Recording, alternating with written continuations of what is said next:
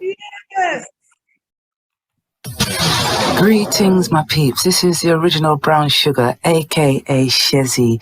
Tune in to the live conversation show with 10-Star General and Sharon Mango. Son, to keep it moving. Oh, perfect lady. Yeah. I get a change of attitude when I'm near you. It's like the way a sunny day makes it arrive. Glad I have found someone who makes my life worth living. You can be sure that I will treat you right. Perfect lady. I don't care what you say, you are my perfect lady. Hey, your love I can never deny, oh my baby. Yeah. Ain't no doubt you bring joy to my life, perfect lady. Oh. Could not believe I'd ever find me a woman who makes me feel that I have been her only man. And I'm so proud to say you are my special lady. I can be sure about your love, you understand. Perfect lady. I don't care what they say, you are my perfect lady. Hey, your love I can never deny, oh my baby. Ain't no doubt you bring joy to my life, perfect lady. Perfect lady. I love you so much. Listen to that tune, yeah, listen. Appreciate you calling me nigga and calling sisters bitches and whores. I don't accept this kind of misrepresentation, especially when you know we've been there before. This song is kind of like prophetic. Woo, woo, woo, the prophet is in the building.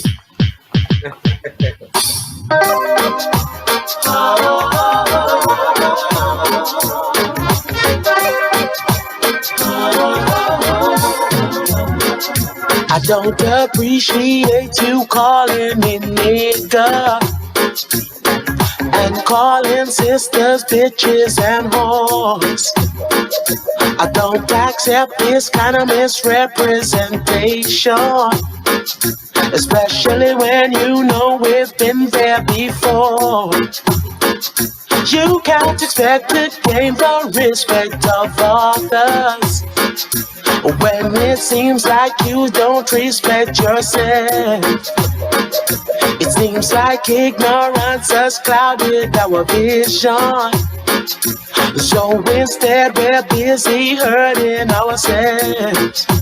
Tell me where the black man's future lies. Yeah. Oh, what about the African tears we cry? Oh, tell me where the black man's future lies. My mama.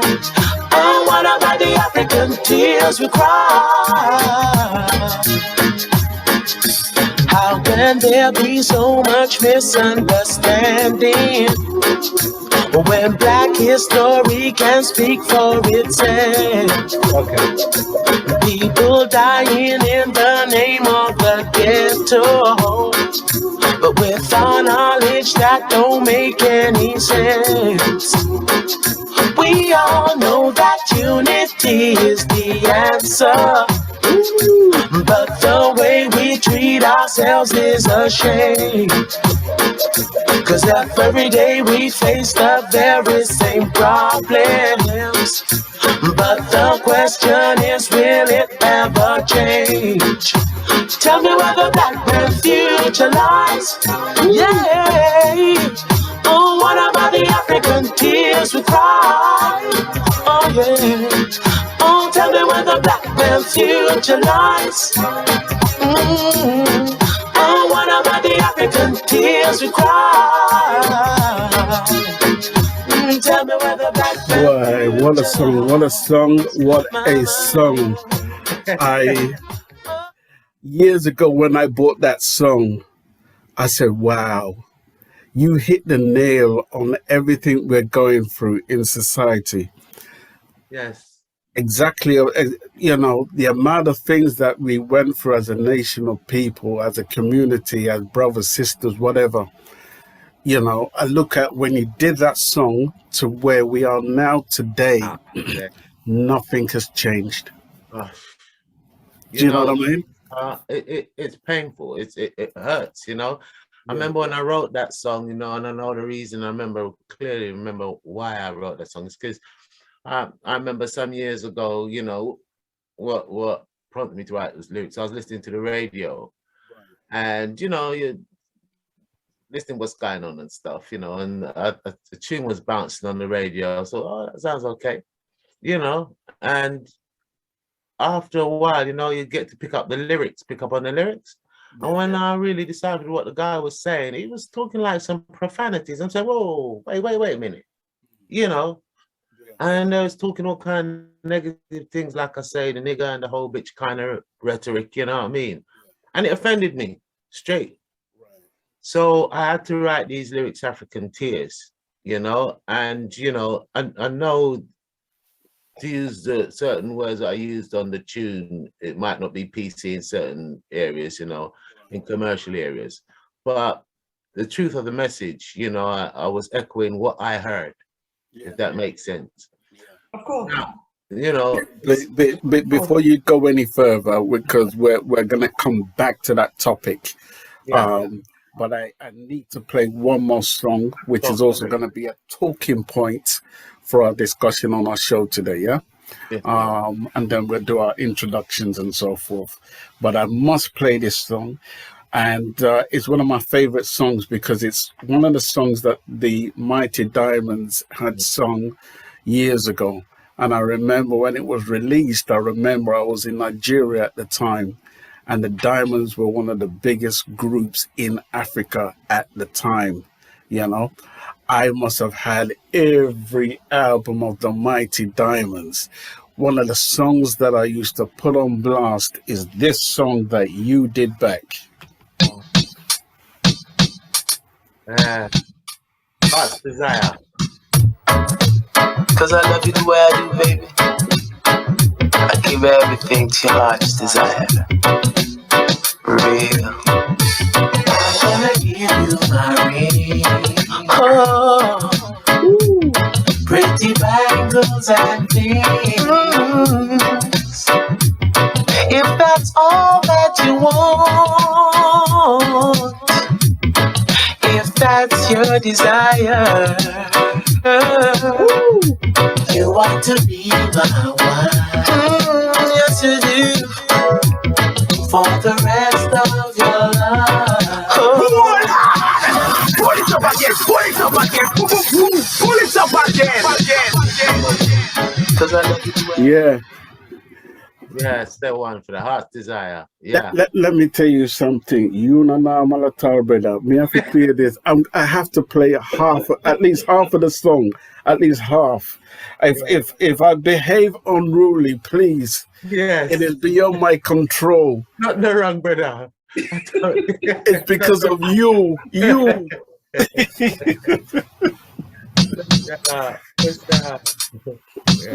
Jesus.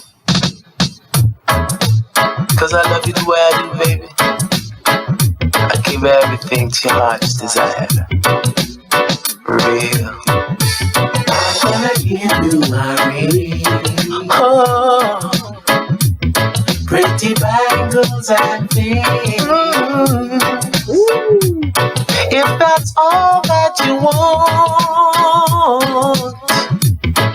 if that's your desire, you want to be my wife. Yes, you do.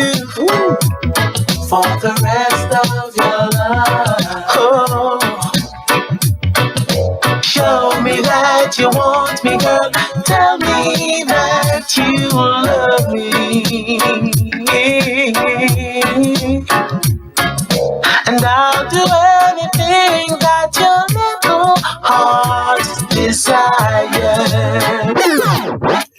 I swear, if I play that anymore, you know when you play a song and a song makes you want to cry?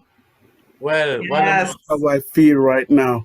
one of my brothers is hard like a nail, and you see when I did that tune, they said, "Pia, that tune, man," and you can see he's like tear wanted to come to his eye. You know what I mean? It's Oh, like I'm listening to this song. I swear to you, as God is my witness, I'm struggling to understand. This is Peter. Okay, yes, I know that's Peter.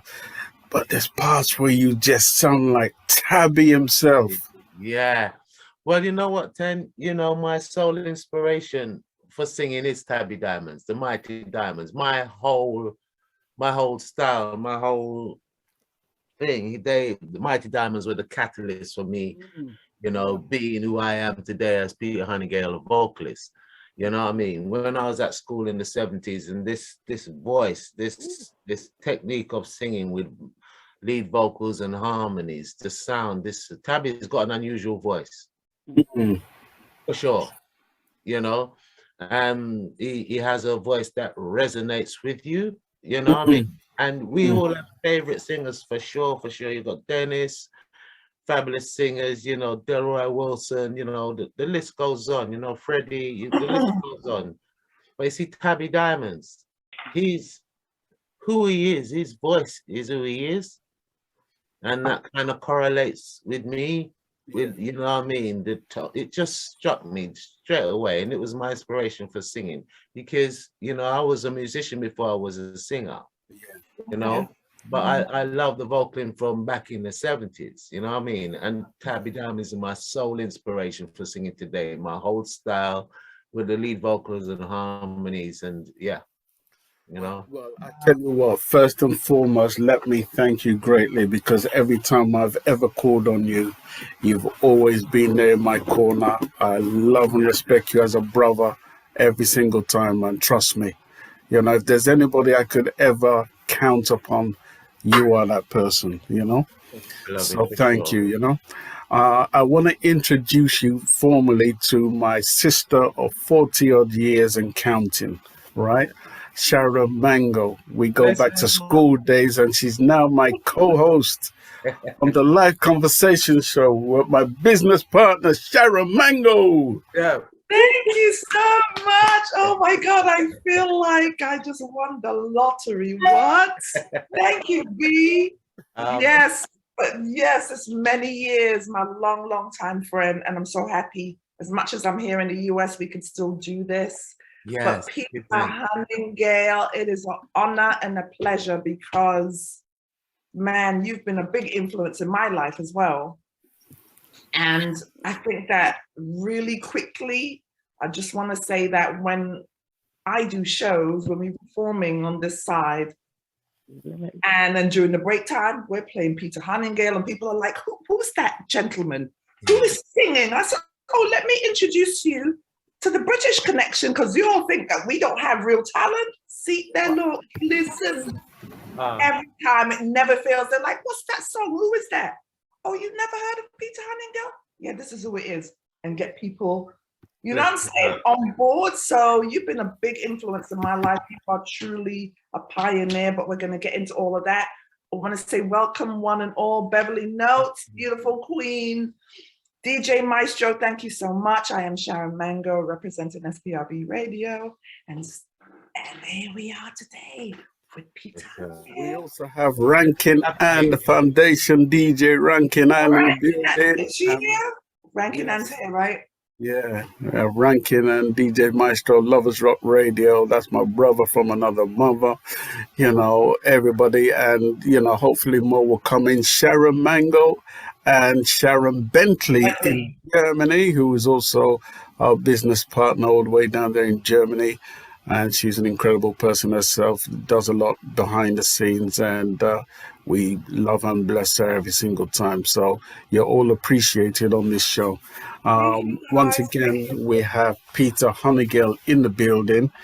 I initially, when I did this show, we were going to have a news update. That still may happen. I do believe Big Stone in Jamaica is having some sort of problems down there, you know. So whenever he does come in, we'll do a news update as to what's going on in Jamaica. We get the news, firsthand from him. He's going to be a regular feature on the show every single Saturday. So once again, UK's favorite son, Peter Hunnigale, is in the building. Round of applause, live and direct. Peter Hunnigale, you were talking about, your influence. Let's talk about your influences, because I want to take you way back in time. I want to take you back to family life, I want to take you back to mom, to dad, what you were playing on the gram, brothers, sisters, what was life like growing up? How did music become a part of? Was your family into music? All that kind of stuff, So take us on a journey up until that point where music became a part. Well, I want to tell you, as a young man still, 60s, growing up in the 60s, how was life? Life was how we see and how we know it, knew it, I should say. Mum, single parent, she raised me and my brother, my sister. We have another brother in Jamaica, but she made that fateful journey to the UK, to start life here. And so she raised me and my older brother and a younger sister here in the 60s. Now, when I was a young man, I don't know where this music bug come from. All I know is for as long as I can remember, I've always loved music, always loved, for some strange reason. In most Black households of that day, everybody loved music, you know what I mean? Whether it be reggae, whether it be blues, because we used to get a lot of music, like even down to Jim Reeves, Fats Domino and all them tunes. Welcome to my world. Yeah, Won't you come on in? All them tunes. My mom still had some of the ceramic records that I remember, the 10-inch ceramic one that you those records, So when me born, never knew reggae. No, there was no reggae, you know what I mean? Yeah.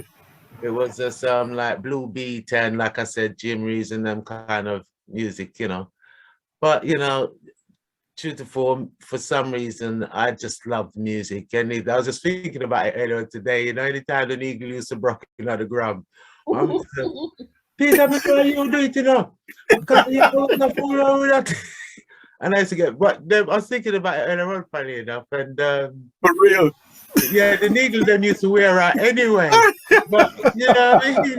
They used to get the blame for it, So yeah, but I think I knew at that time music was already gonna be a vocation of mine in life, because it just gripped me so, You have to take breaking the needle to another level, man. Well, here's the thing, right then. We never brought the needle now. Oh, I tell you, come on. Where is that Peter? Bring him here. Peter, where you there? Listen, man. But you see, the thing is, them time, the little stylists, they used to wear out anyway. We used to play records regular and then thing there. But what's the history of it still? But yeah, I'm gonna say, I think in my younger years, as obviously I love music. Music would play in the house. Mum was a great fan and everything. Like I say, music was a huge part in all our lives, the Black communities. You grew up amongst, because I'm from South London, Brixton here. So it's that was the thing, But it wasn't till secondary school that I was really able, which was Tulse Still, by the way, up here in Brixton Hill. Where I was able to sort of like meet likewise people like myself who had interest like in playing guitar and stuff, So as a friend of mine, Steve Dixon, another brethren of mine, Desmond Wedderburn, who now resides in Florida. We used to play our guitars and stuff, and we, got a few lessons at school. Teach us some chords and bits and pieces, And that was my first opportunity to be able to develop a skill in playing guitar, because when I was a young man, that was my instrument, guitar, But like I said, going through to secondary school, this is where you get the opportunities to meet, likewise, a bit more grown up, you can share your musical, tastes with other like-minded people, So yes, it was there. And it was also at school where I met my my current day work associate, you know what I mean? And he's a dear friend of mine, you know, compadre, and he's the engineer that mixed all my records coming up from Got to Get to Know You, from Giving Myself Away, Be My Lady, the whole of the Street Vibe thing. And he's an engineer, and his name's Fitzroy Blake, you know. And what happened while I was at school, I met Fitzroy, and Fitzroy used to live on my road, ironically. Wow. Fitzroy was he was interested in like electronics and all these type of things. He's one of these people who you get something, pull it to pieces, and put it back together again. And music was one of his fortes for sure. So while I was there playing my guitar, Fitzroy was doing his thing, you know, electronics, and he's a year senior to me. So within saying that, he left school and got an apprenticeship at a studio called De Wolf in Wardour Street, in the West End. Right. And what used to happen on the weekends, they'd give him free studio time. And this was in the day, and still is very much a professional studio. You know, back in the day, what Fitzroy used to do is do the audio tapes for Rhubarb and them kind of cartoons. Rhubarb, remember that? Right. Yeah, Fitzroy, that's where Fitzroy used to work. Used to be in the filming kind of like industry of the recording side, you know what I mean? So that Wolf used to do all the audios for the films and bits and pieces like that. So we used to get free time there weekend. So I was able to go there on weekends, and we do our little dubs and stuff and bits and playing a little guitar and stuff. And it's at Wardour Street, I actually recorded my first known single to people, which is a song called Slipping Away. Stick a pin. Yeah. Stick a pin right there, so. Because I came ready for you today. Okay. We come ready, man. We come ready.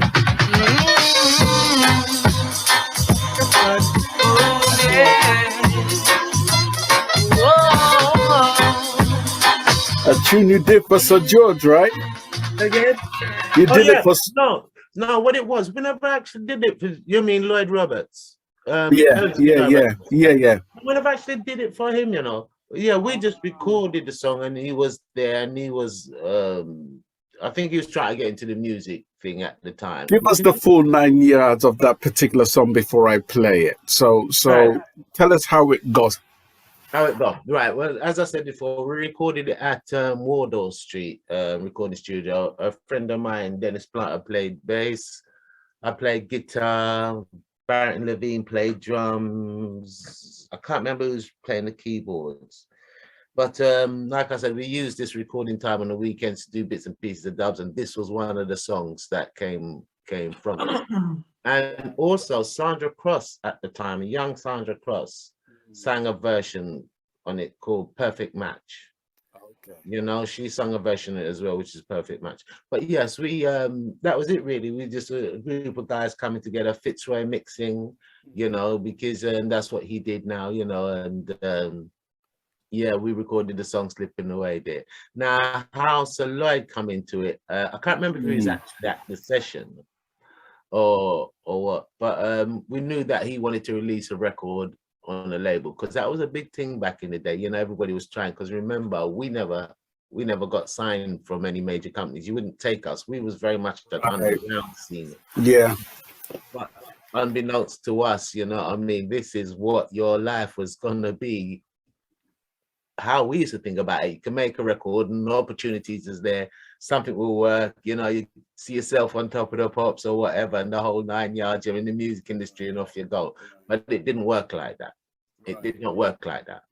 And we found, especially me and Fitzroy, I remember we first started the Street Vibes record label, we had to do it for ourselves, because there was no companies taking up young lovers rock singers or British reggae acts at the time. And what year are we technically talking about? You'd be talking about early 80s, very early 80s, very early 80s.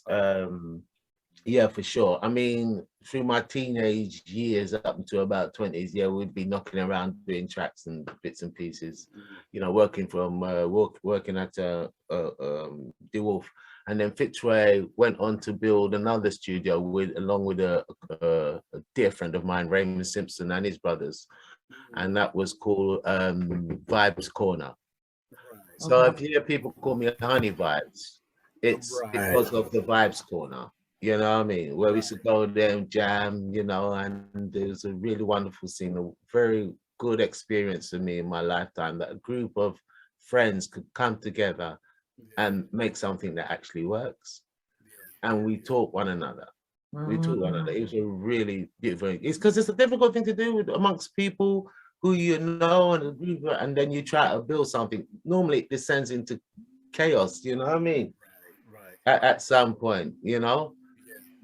But you learned so much at Vibes Corner. We had people like Al Campbell coming in, because Al Campbell knows me from before I was a singer, you know what I mean? He knows when I was playing guitar and stuff. And yeah, it's yeah, it was a really great experience. But you know, moving forward, you know, Slipping Away was one of the actual first records we had done, and Lloyd Roberts was the person who had the I don't know, the foresight to want to release records and stuff like that. So we gave him the track to release, you know, so that's how it ended up on his label. He wasn't part of our company or anything. He was just another brother in the neighborhood who liked music. Yeah, you know.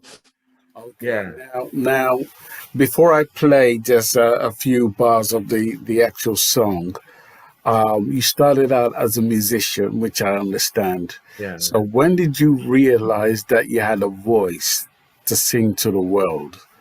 That you wanted to put your voice on plastic? Classic. You know?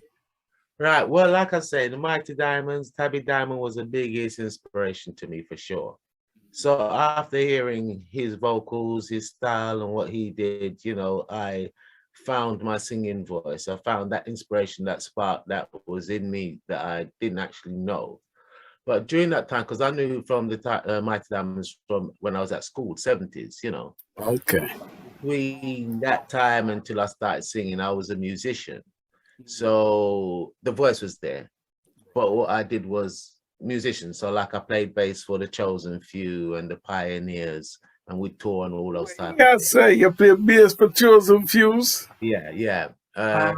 On the shows and stuff, we'd do the shows and we'd be up and down. It was then that gave me, but Mikey Moat, who gave me my first break in Germany, you know, to play with a band called La Sharma. But that was one of the things that we did back then.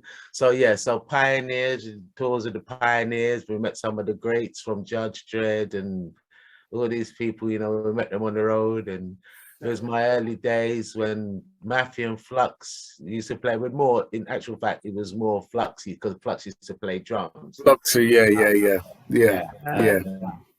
So we know all the old hands, you know, Bubblers, you know, and all the users. Yeah. Back in the day, you know, we all started as musicians. Then time of man, you get a phone call at 2 o'clock in the morning. Peter, I want to be a spanner tune, you know.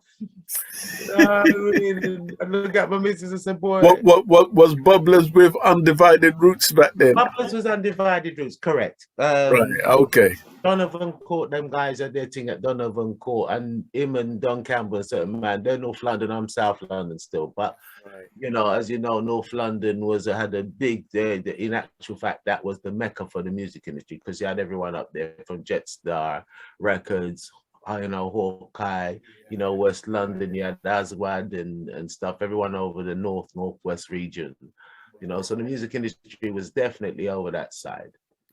But and West London. Whoop, whoop. As I said, yeah, West London, of course, as what, you know, West London side was Yeah. there. Yeah. So Bubblers and everybody was very much part of that scene at the day, you know. So we used to go on tour, UK, you know, through Kent and all these areas with the Pioneers and Chosen Few. Now, whilst that was going on, now realizing that I have a voice, you know, I was writing my own songs, you know, I'm recording with Fitzroy and we pen a lot of songs and stuff. And I think the song that actually helped me to, you know, apart from Slipping Away, but actually brought a little bit of notice to me, a song was what we did call Giving Myself Away. Okay. And we made it on a little keyboard thing, you know what I mean? But the song had such a spirit to it, you know? So Fitzroy and I, like we said, boy, we've got to try and release this song. So we knew the process. Obviously, Fitzroy was already an engineer, accomplished young engineer at that time. So all we need to do is just get ourselves to the studio, record it, you know, get it on our label Street Vibes, and throw our store, so to speak. You know what I mean? And that's what we did. We eventually got the song recorded in a proper studio. I think we did it at Madhouse in Luton. And we got it recorded, put it up on the label, put it out. And it got to 24 in the Black Echoes charts at the time. Okay. Okay. So, yeah, so it was pretty, you know, that was a good thing. But yeah, it kind of introduced me to the market, you know, as a singer. This time I was still playing for the Pioneers and Chosen Few, doing the bass and all them things there. Okay.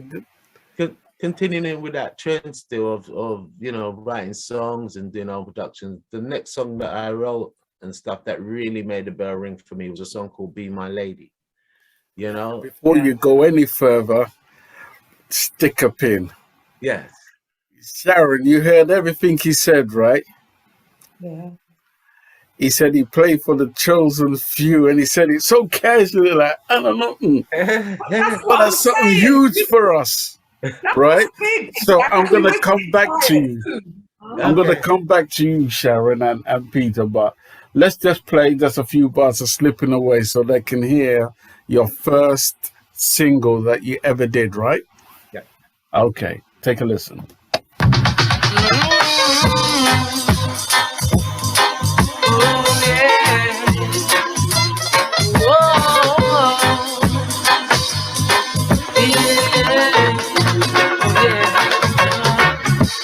I can remember when we used to be contented others and living so happily.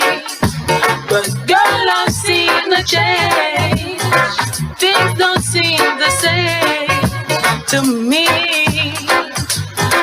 Can't you see it?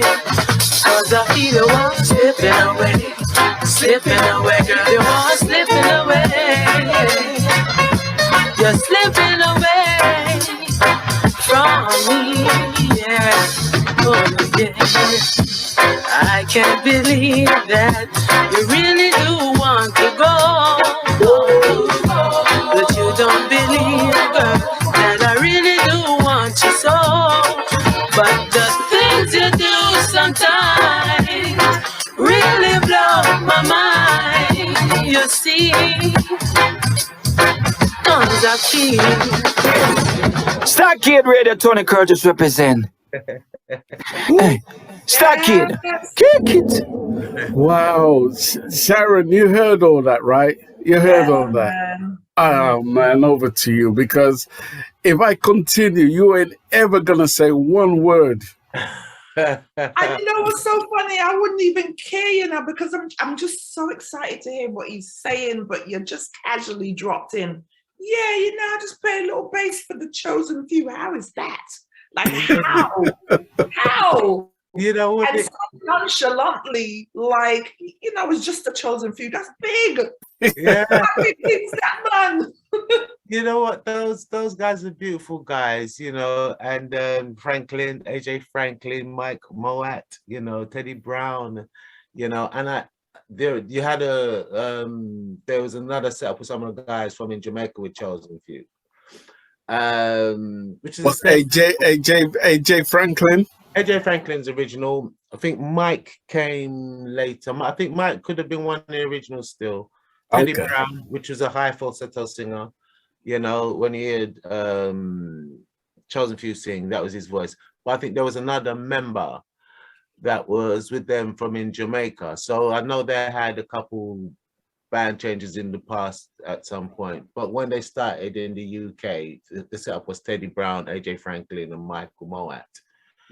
That was a Chosen Few as we knew them, you know. So yeah, they were recording. Fitzroy was an engineer, and they said, "Boy, I want to do some shows. You have a bass man and Fitzroy." I said, "Yeah, I'm a Virgin Peter Hunnigale, and well, Peter at that time play a bass man and thing. Yeah, can come."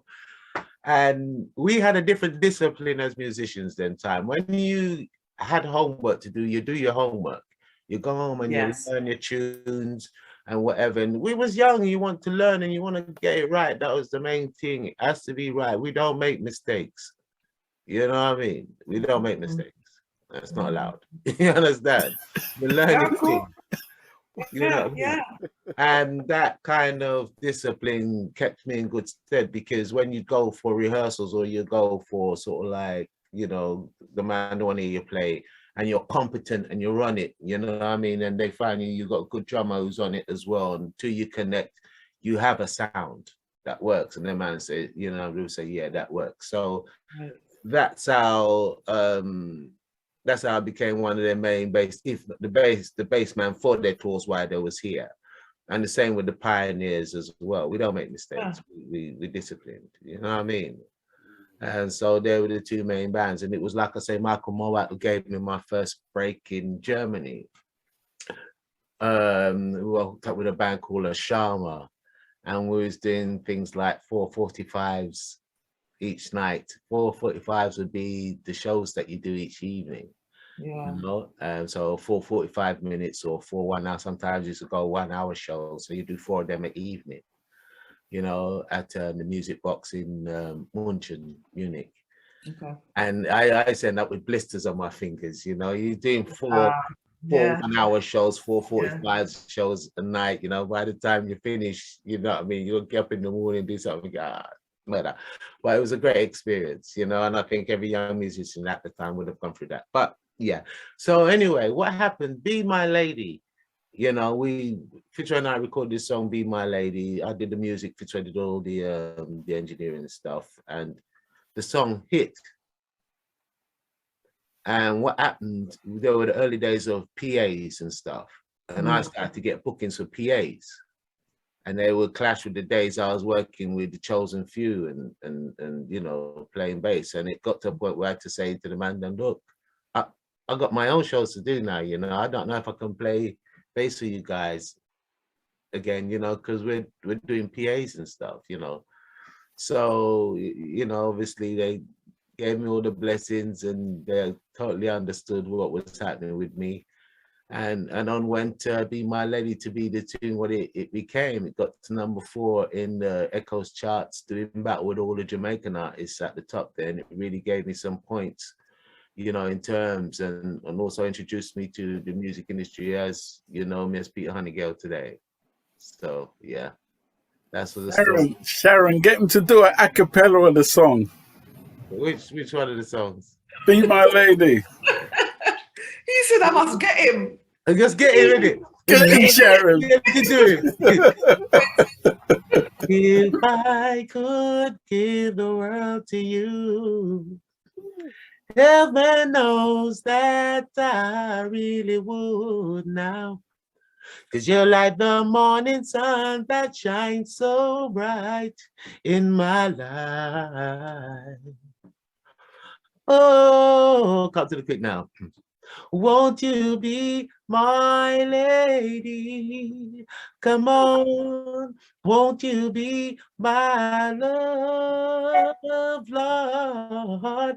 Won't you be my lady? Won't you be my love? Yeah. Lord have mercy, you sound better than the record. But listen, let me tell you something. You see, when Peter Hunnigale would sing, right? Women out there, okay, I was one of them. You'd be like, man, if I met somebody like that, that's how, just sing, look a bit in my ears, and I'm yours. Yeah. Peter Hunnigale. Well, if somebody sound like that, bring him. Yeah, you know. You give me the magic formula. No, now I know what it is. Be My Lady. Let me check my voice then. And you know what? It's when I think about it, you know, when we talk about Tabby Diamond, you know, how can I say now? I love what I do and I love making music, you know what I mean? And say it once and I'll say it a million times. My inspiration is Tabby Diamond. And it means so much. It's not just as a singer, it's just like there was a timbre to him, there's a timbre to him, there's a sound to him, you know, that it's just not the melody, it's not just the words, but there's a sound to him, if that makes sense. And Yeah. that sound resonates with people so much. And I think that's something that I adopted as well, you know what I mean? Following him in terms of his style and his spirit and his sound, you know, it's important to have a sound that people enjoy, you know, people it resonates with them, you know. And I think that might come true in my vocaling as well, you know. It's a spirit, I think. It's like you can say it's a spirit, Yeah, yeah, spirit, you know, that you yeah. is actual there, as opposed to just singing hard and excuse me, and just, you know, not having any warmth or spirit to your voice. Yeah, no, those Tabby Diamonds definitely, you know, imparts that spirit on everyone, and like he inspired me, so that comes through me as well. So I think I've just conveyed that same thing. So when people hear the voice, they can hear the spirit, you know, they kind of understand what type of person I am, you know, probably by the way I sing or where my voice sounds and stuff like that, and they feel it. You have that, you have that correlation, you know, you're feeling. That's why it was always important for me to try and write songs that people can feel, you know. Sometimes I love music, innit? So I get funny little quirky bits and pieces going on in my head musically and stuff. But sometimes you write a song that, and you do a beat that correlates with people. Yeah. So I think that's what makes the bell ring with me and the listeners and stuff. Yeah. It's a hard thing to explain, but yeah, it's a true experience for sure.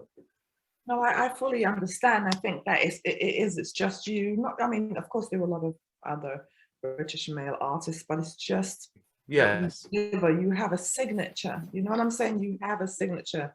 And in regards to Tabby Diamond, it's like, you know, even the band that I had, we played a lot of their music. It was just like these Rasta men, and just the voices was just so angelic.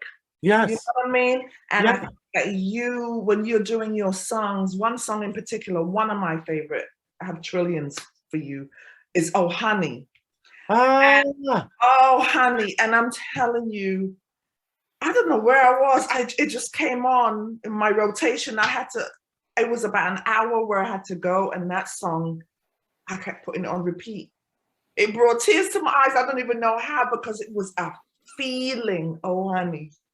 Sharon, you know what I mean? Yes. Pick up in. Yes. I'm speaking to a promoter over here in the UK in Wolverhampton. Promoter says to me, Peter, you did a song called Oh Honey. I said, yeah. He said, well, I've got the guy who sang it. He's sitting beside me right here now. I said, what? He said, yeah, the guy who sang that song, what you sung, he's sitting beside me now. I said, no, that can't, that's not correct. You didn't know. He said, Peter, he's sitting beside me now. I said, no, he's not sitting beside you. That man's in America, and I said, Peter, he's sitting beside me now. Do you want to speak to him? So I said, put him on the phone, because I thought it could have been another brother who's done another version to it. And the guy in Wolverhampton might be thinking that and he's not. So he put the guy on the phone. I said, hello? He said, hi. He said, yeah, this is Pete Hunnigale. I said, yes. He said, this is Ricky Bailey. This is, you know, delegation, you know, because when Brendan Wolverhampton said to me, he's got the guy sitting, and I said, who? Delegation? He goes, yes. So the guy come on the phone now. The brother come on the phone. He said, hi, this is Ricky Bailey delegation. I said, no. He said, yeah, it's me.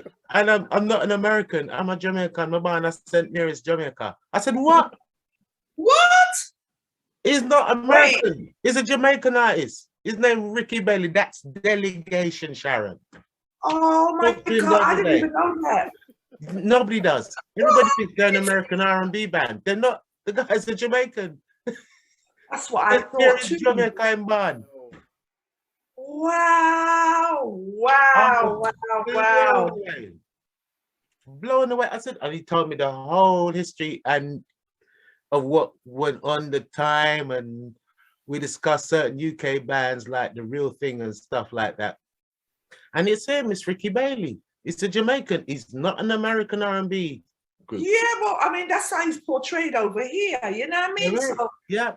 it's just so funny. It's so funny. I would even pull that song because it's just one of my favorites. He when he heard the Peter Hunnigale version, he said, this is one of the best versions I've heard. I need to speak to this guy. And ironically, he was a friend of the promoter in Wolverhampton, because Ricky Bailey's here in the UK, and I think he resides up in Birmingham. Oh wow! Yes, so that's how he and my colleague got together, were friends, and we record him, do bits and pieces. And it was just sort of like a real mind-blowing experience for me, because I always thought that it was an American R&B band. I thought so too. No, when I said Mary's Jamaican, just let me know that clear one time. Yeah. I tell you what I'm gonna do. I'm just gonna, before you and Sharon continue, I'm just gonna play a few bars. Wow. Yeah.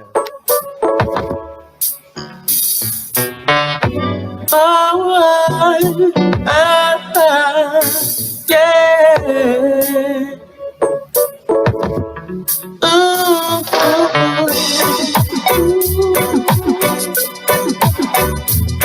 Honey, honey, honey, honey, honey. Ooh, yeah. Honey, honey, honey.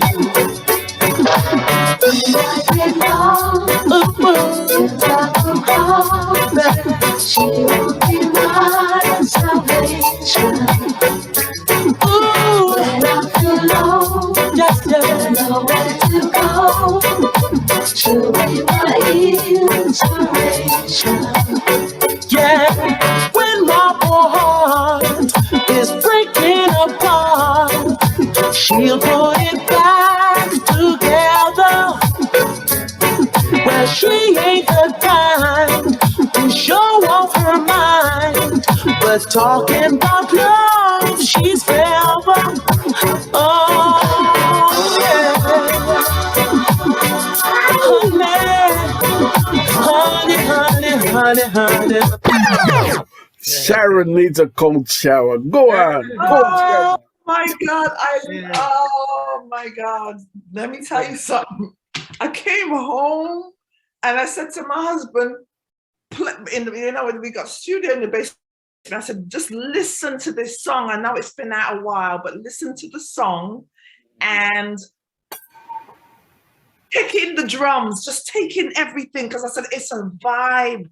I was driving home and it's just a vibe. That's one of my favorites. I just got to tell you. And to know you got that story. You know what I'm saying? And this, that's amazing. Sharon, this was just like a couple weeks ago. I was really blown away for the whole day, because I always thought that Delegation, by this time now, those guys are, because he's up there in his 70s now, Yeah, they're a long time, what we used to say, a long time R&B band. R&B band, yeah. But he's still singing, and his voice is still very much the same, Sharon. It's quite believable, because I heard another recording what they wanted me to have a listen to, and and his voice is still there. He's a lovely guy, and we was there talking, and he was telling me a few things what he had experienced himself in some of the bands that we know, and so he's the real deal. It's him. It's Ricky Bailey from Delegation. So it was a real and just like I said, just a couple weeks ago now, I was blown away. Such an amazing story, though. Yeah, it's no, so amazing. We always thought that he was an American R&B band, and back in the day, the guys are the Robo and Yardi. Who knew? Wow. Who knew? Yeah. So it's one of those things, But yeah, very good. And it was a guy, I must say, to be true, to remember Burke. There we got a band up here called the Administrators. Oh yeah. Administrators. Dwayne Burke is one of the artists, one of the singers in that band. He's now running a studio and stuff. And it was him who got me to sing that song. And he was doing some production, I think, for Jetstar Records at the time, which you guys will probably know, Jetstar Records. Yeah. Well, Dwayne was doing some productions for them, and he wanted me to really sing this song, Oh Honey. And it's slightly outside my key range, you know, because we have key ranges that we're comfortable in singing in, and then, you know, and it's slightly out. I'm not saying to Dwayne, I don't know if I can sing the song, you know, because his brother's voice is a different timbre from mine, you know what I mean? But you can do it, man. You can do it. You can do anything. Nailed it. You nailed it. What do you say? Oh my God. I gave it my best shot, Sharon, you know. So yeah, nailed it. Nailed it. Little did I know, it became a firm favorite for many people, for sure. And I mean, we just don't know sometimes. We just do. You never know. You never know, you know, for sure. So yeah, it was a firm favorite for many people, and he's you know, probably one of the nicest tunes I've done around that period, you know. There's many other songs that I've done, but that I didn't produce that record, Dwayne did. So but it's a good call. Good call. Good call. Yes. I can't even believe it. Wow. Yes, thank you for that. 10 star, go on with it. 10 star, because you just blew my mind. I'm have to think about this one. This one just like got me good. I hear that. I tell you, man, you know, again, you know, every time I hear your story, you can never get tired of hearing it, you know. It's like a treasure chest, you know what I mean? Full of gold and rubies and diamonds and what have you. It's a shame that many of our own people don't really understand what we have before us, you know. But again, you know, this show is about really understanding who you are and your journey progressively, you know. I think it's important to understand, because, you know, you said you played with the Chosen Few and some other band. Tell us who you played with musically as a musician, as part of your journey. Right. They were the main two bands that I actually would tour with and stuff. Many of the other bits and pieces I would have done would have been Pioneers, so you know Lottie Pioneers and George Decker and George Decker. All right. Okay. Jackie Robinson. Yeah. Right. So yeah, Lottie Crooks. You laugh. So you know, we did all that. Yeah, you do a lot of session work. So I done some recording for Gilbert O'Sullivan as well. Claire never know that so rare. Oh, Gilbert O'Sullivan. Hey, Gilbert O'Sullivan. Gilbert O'Sullivan. I'm still looking for those tapes somewhere. He was, as a child, watching Top of the Pops. That's right. When Gilbert O'Sullivan went on, he was one of my favorites. Yeah. Ray O'Sullivan is his real name. Okay. Yeah. And how he and I got together was his publishers. So I've got an album. There's 2 albums. One called Nah Give Up and one called Silly Habits. Okay. Those 2 albums were recorded for a company called Down to Jam, who was owned by a publishing company. I forgot what, David Sloan. And David Sloan was a publisher for Gilbert O'Sullivan. Okay. So that's how we got hooked up in the pipeline there. You know, I think Gilbert wanted to do a little bit of reggae on, you know, try a little bit of reggae, and David said, look, one of our artists is a reggae producer. Why don't you speak to Peter and stuff, see if he can, you know, do some bits and pieces for you, which and I did. So I think Claire was one, and there was another song which I actually played in reggae for him, you know. So yeah, that was done. I mean, they stayed on tape still. You know, those recordings there, and I'm forever looking for the tapes. But you know, even for my own sort of like provenance, rubies, diamonds. Yeah. So they were never really released, but you know, we had the opportunity to work with him. He took me out for lunch and all the rest of it. You know, because Gilbert O'Sullivan was massive, more than we actually knew. Yeah. You know, big, you know what I mean? Massive. You know, so yeah, Gilbert O'Sullivan was one. And I'm sure there's been a few people have done bits and pieces, played bass or lead guitar on some of this stuff. Many of my own colleagues in the UK reggae industry as well, you know, everyone from Michael Gordon to Vivian Jones to Maxie to my key quabs, Tipper Irie, you know what I mean? Yeah, so I've done bits and pieces all over the place, you know, so much. I'm sure that, you know, it's, yeah, I won't remember everything and everyone. But yeah, you end up playing guitars and basses and tracks for people know, because all my recordings, I still do all the music for it.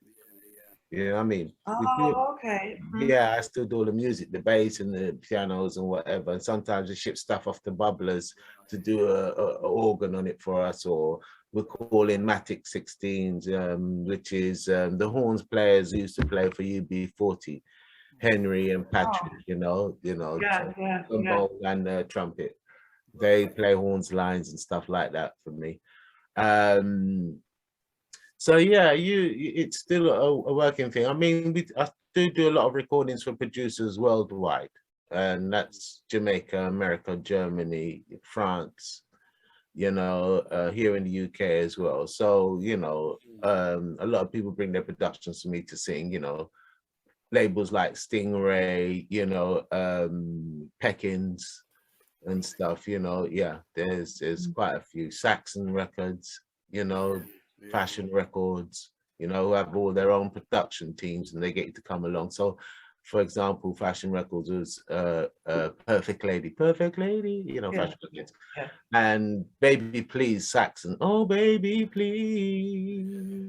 Mention that's Saxon. So you get producers, you know, come along and ask you to do things for them. But predominantly, I'd say at least 60% of the time, 60-70% of the time, I'm doing my own recordings. Yeah. Well, share with me, because Fashion was an enormously great label. John. Global, I'm telling you, globally, they were enormous. You know, not just in the UK. And because I used to travel a lot, it's like I'm hearing certain songs, you know, especially in Africa. It's like, I think Africa must have got, and when I say Africa, I was in Nigeria a lot, you know. Yeah. And when I went to Nigeria, your songs were playing all over the place. Yes. And the beauty of it all, not just you, there was Smiley culture. Yes. Smiley culture was huge. Yeah. And the greatest thing about Fashion was they had a signature sound. You heard it and you knew it. You know it. Tell me about that journey with Fashion. How did that come to be?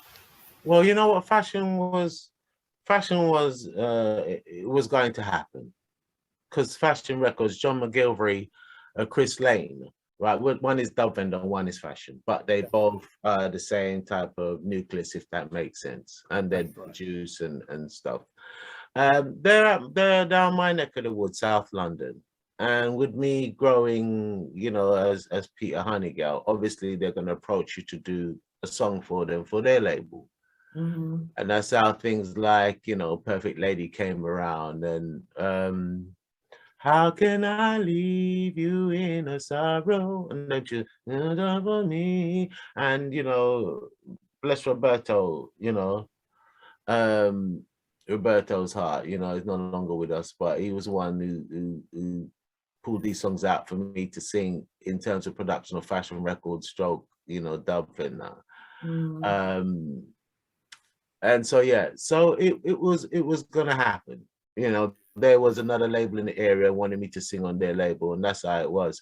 Now, Fashion Records, Chris is a producer, you know, and he produced some of the tracks himself, you know, English brother still, but he loves reggae.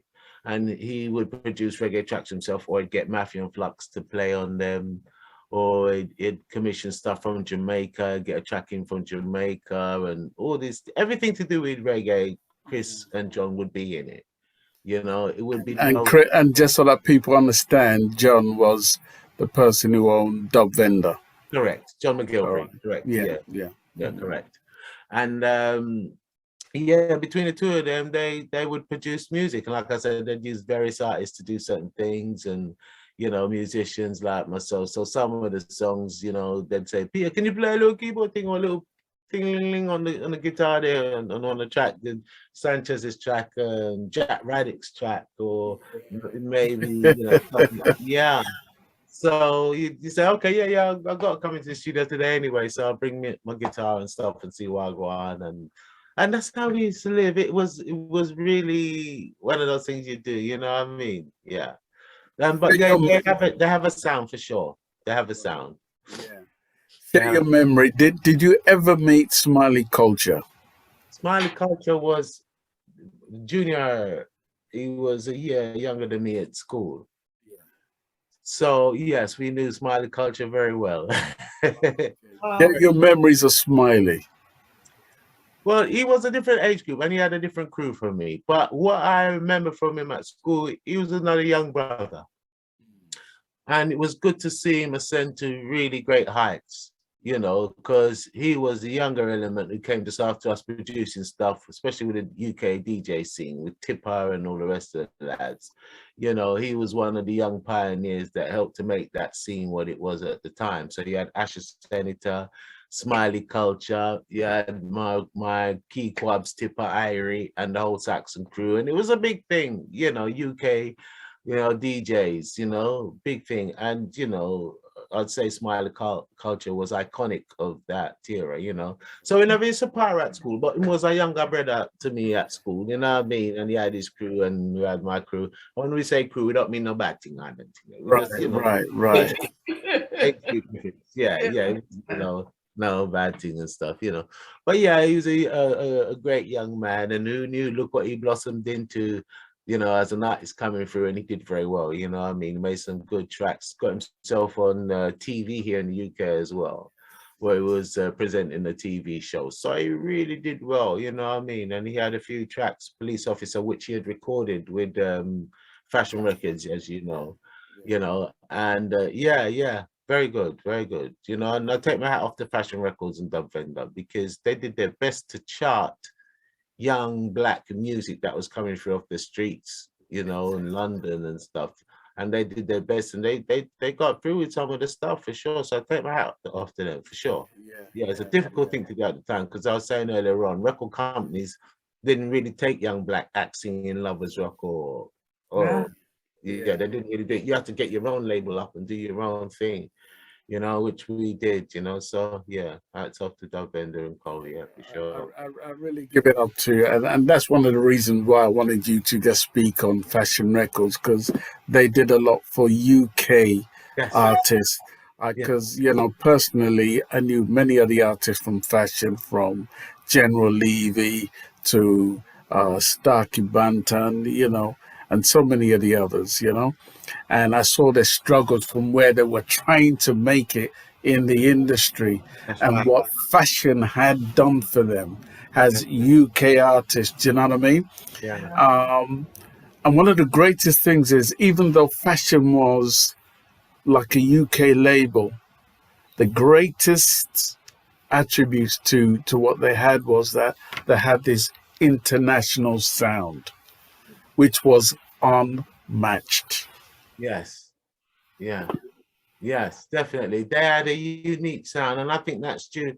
It's due to the flavor of how they like to hear music. And that, again, like I say, that'd be Chris Lane, because Chris Lane was the person who was really around the music side of it. I mean, actually production and stuff. Right. And Chris has a style and a way of hearing things. He'd produce people like Janet Lee Davis. He produces me as well, what I mean? When we come in, here's a way he wants you to do things. But like I say, one of the most important things, Ten, is for everybody in this game to understand there's something called a sound. A sound. It's a sound, it's the sound that sells, your particular sound that sells, And I think that's probably one of the things that made Fashion Records and Dub Vendor identifiable. and also gave them, you know, the recognition that they have today. They had a sound. Everybody has a sound. Everybody should have a sound. And a lot of people say a sound. What do you mean a sound? Everybody from Stevie Wonder to everyone, they have a sound. Right. You know, which is iconic. Their branding, if you like, you know, you can tell, oh, that's a Stevie Wonder song, or that's a Peter Hunnigale song, or that's a Mighty Diamond song, or that's a, you know, Fashion Records or whatever. That's their sound. Jetstar had a sound because of the equipment they had in there and the same people making it. Channel One had a sound, if that makes more sense now. Yeah. You can always identify Channel One sound. Motown had a sound. Definitely. So that's what I mean about the sound, you know, and Fashion had their sound that was much loved throughout the world. And John McGilvery is a beautiful brother. I must tell you that. Is, you know, his integrity in terms of business and towards his business is exemplary. Yeah. Everybody loves John for sure. Okay, I mean, a bad way, you know what I mean? I don't have one bad thing. He's just definitely honorable. He's on it, brother. He's set examples in terms of business and trading business hand to hand with people like myself and all the young labels that will come up. You know, John kicked his business straight and he's still doing that today. That's wonderful. Yeah, Wonderful. today. Wonderful brother. Well, glad you know you have your journey, you know, your memories from, you know, Fashion Records, you know, and big up, you know, everybody who played a part, you know, even Redman and, you know, you name it, everyone. I remember you did some works with Jetstar, and at the time when I went to Jetstar, I started doing some productions, and I started eventually working with Trevor T, you know, from Jetstar. But I also knew that you were in the studio at the time, you know. Every time I went down there, I said, oh, he just popped out, you know, and, you know, me and you never crossed paths, but I knew you did a lot of works with, you know, Jetstar. Tell me your association with Jetstar and how that came to be. Right, Jetstar, we knew Jetstar from our first recordings. Got to Get to Know You was the first song we put on the Street Vibes label. I was telling about my colleague earlier on, Fitzroy Blake, when we put this label together, and we had to because we couldn't get signed, so you had to do your own thing. So our first recording was on our label, Street Vibes Records, was a song called Got to Get to Know You. Now, them times Jetstar was up on Craven Park Road in Harleston, you know, where you had a small building there where you used to distribute. Just after Jubilee Clock, on the left-hand side. Yeah, hold on. You're talking about Jubilee Clock down at the little town centre. Eventually, they moved to the big building, which is as you go down to Park Royal. Yeah, you want to go up a bit more from. But before that, before you get to Stonebridge, go along that path there. Yeah, you'd right. So Craven Park Road would be, there was a clock going, if I remember, down around the town centre of Harleston. Then you come up Craven Park Road, and you'd have all the shops and bits and pieces up there. And Jetstar, that's right, first place up there. So when we did our first record on Street Vibes Records, we took Carter up there because we get to understand he's a distributor. Right. So we knew Jetstar. I mean, when was that? Like I say, very early 80s. If you know, when I was about 2019, this would have happened about 20 or something like that.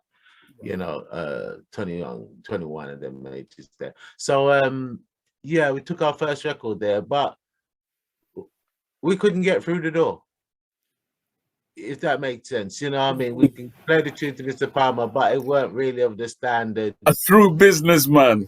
Yeah, you know what I mean? It's like, well, we can't really distribute this song for you, you know what I mean?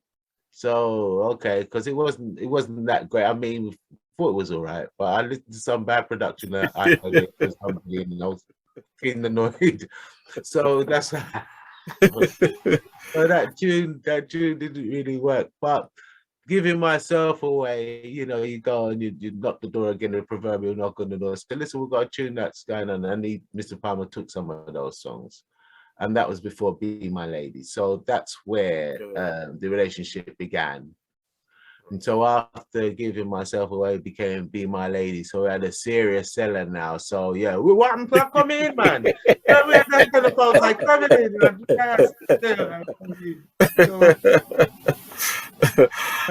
Bless Mr. Palmer.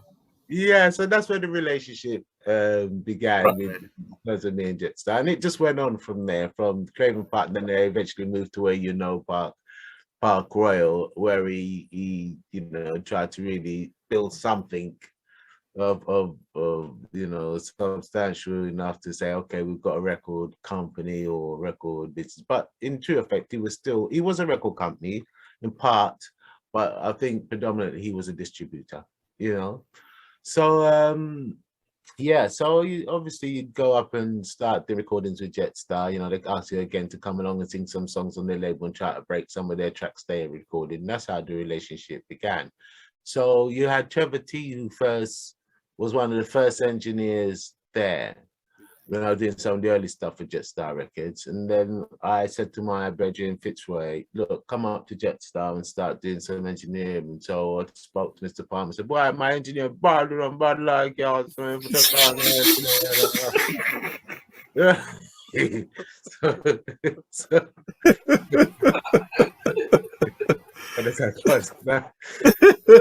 Yeah, eventually we got Fitzroy to come in and start doing. So if you see on the Jetstar Records somebody called Wizard, you know, Fitzroy.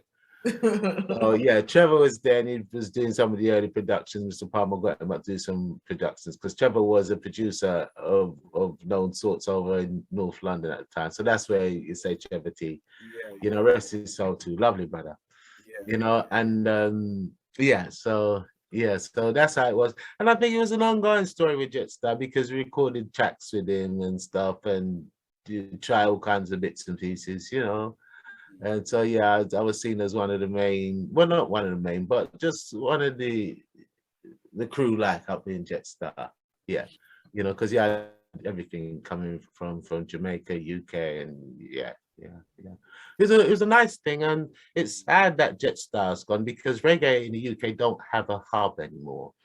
And when it comes to business, you need a hub. You need a hub. You need a central place where people can go and bring their stuff, have their stuff distributed, meet, and you know, because there's many people I met along my career who I'd have met at Jetstar as well. You know, they're dropping off their stuff, and you're dropping off. Say, hey, oh, it's nice to meet you. I didn't know, and you shake hands, and boom, bam, and collabs, and that's how you get together and you meet people and stuff. So it was the hub, and unfortunately, Jetstar had to go, and you know, we kind of know the reason why still, and the technology has changed the music industry completely. Yeah. And you know, with people downloading stuff now and the whole bootlegging thing, you know, it cripples any physical business, you know, and it's done it to the music industry, it's done it to many industries, you know. It's kind of like really, you know, really changed the scene, and you just can't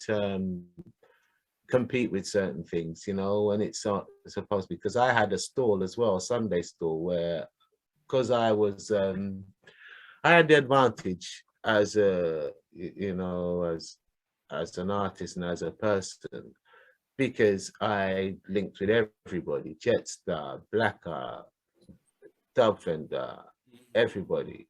I had everybody's materials. You know, my own colleagues releasing records. So I used to trade back in the day as a little side thing with me and Fitz's mom and Fitz and the whole family thing. We used to trade, market trade. So where was your hub? Expose it. Where were you trading? East Street. Okay. London. East Street, London. We started. It started off as a hobby, because I had screening. I had a bit of. So anyway, here's the thing. Now, what happened was this: I was producing records, so was a lot of my colleagues.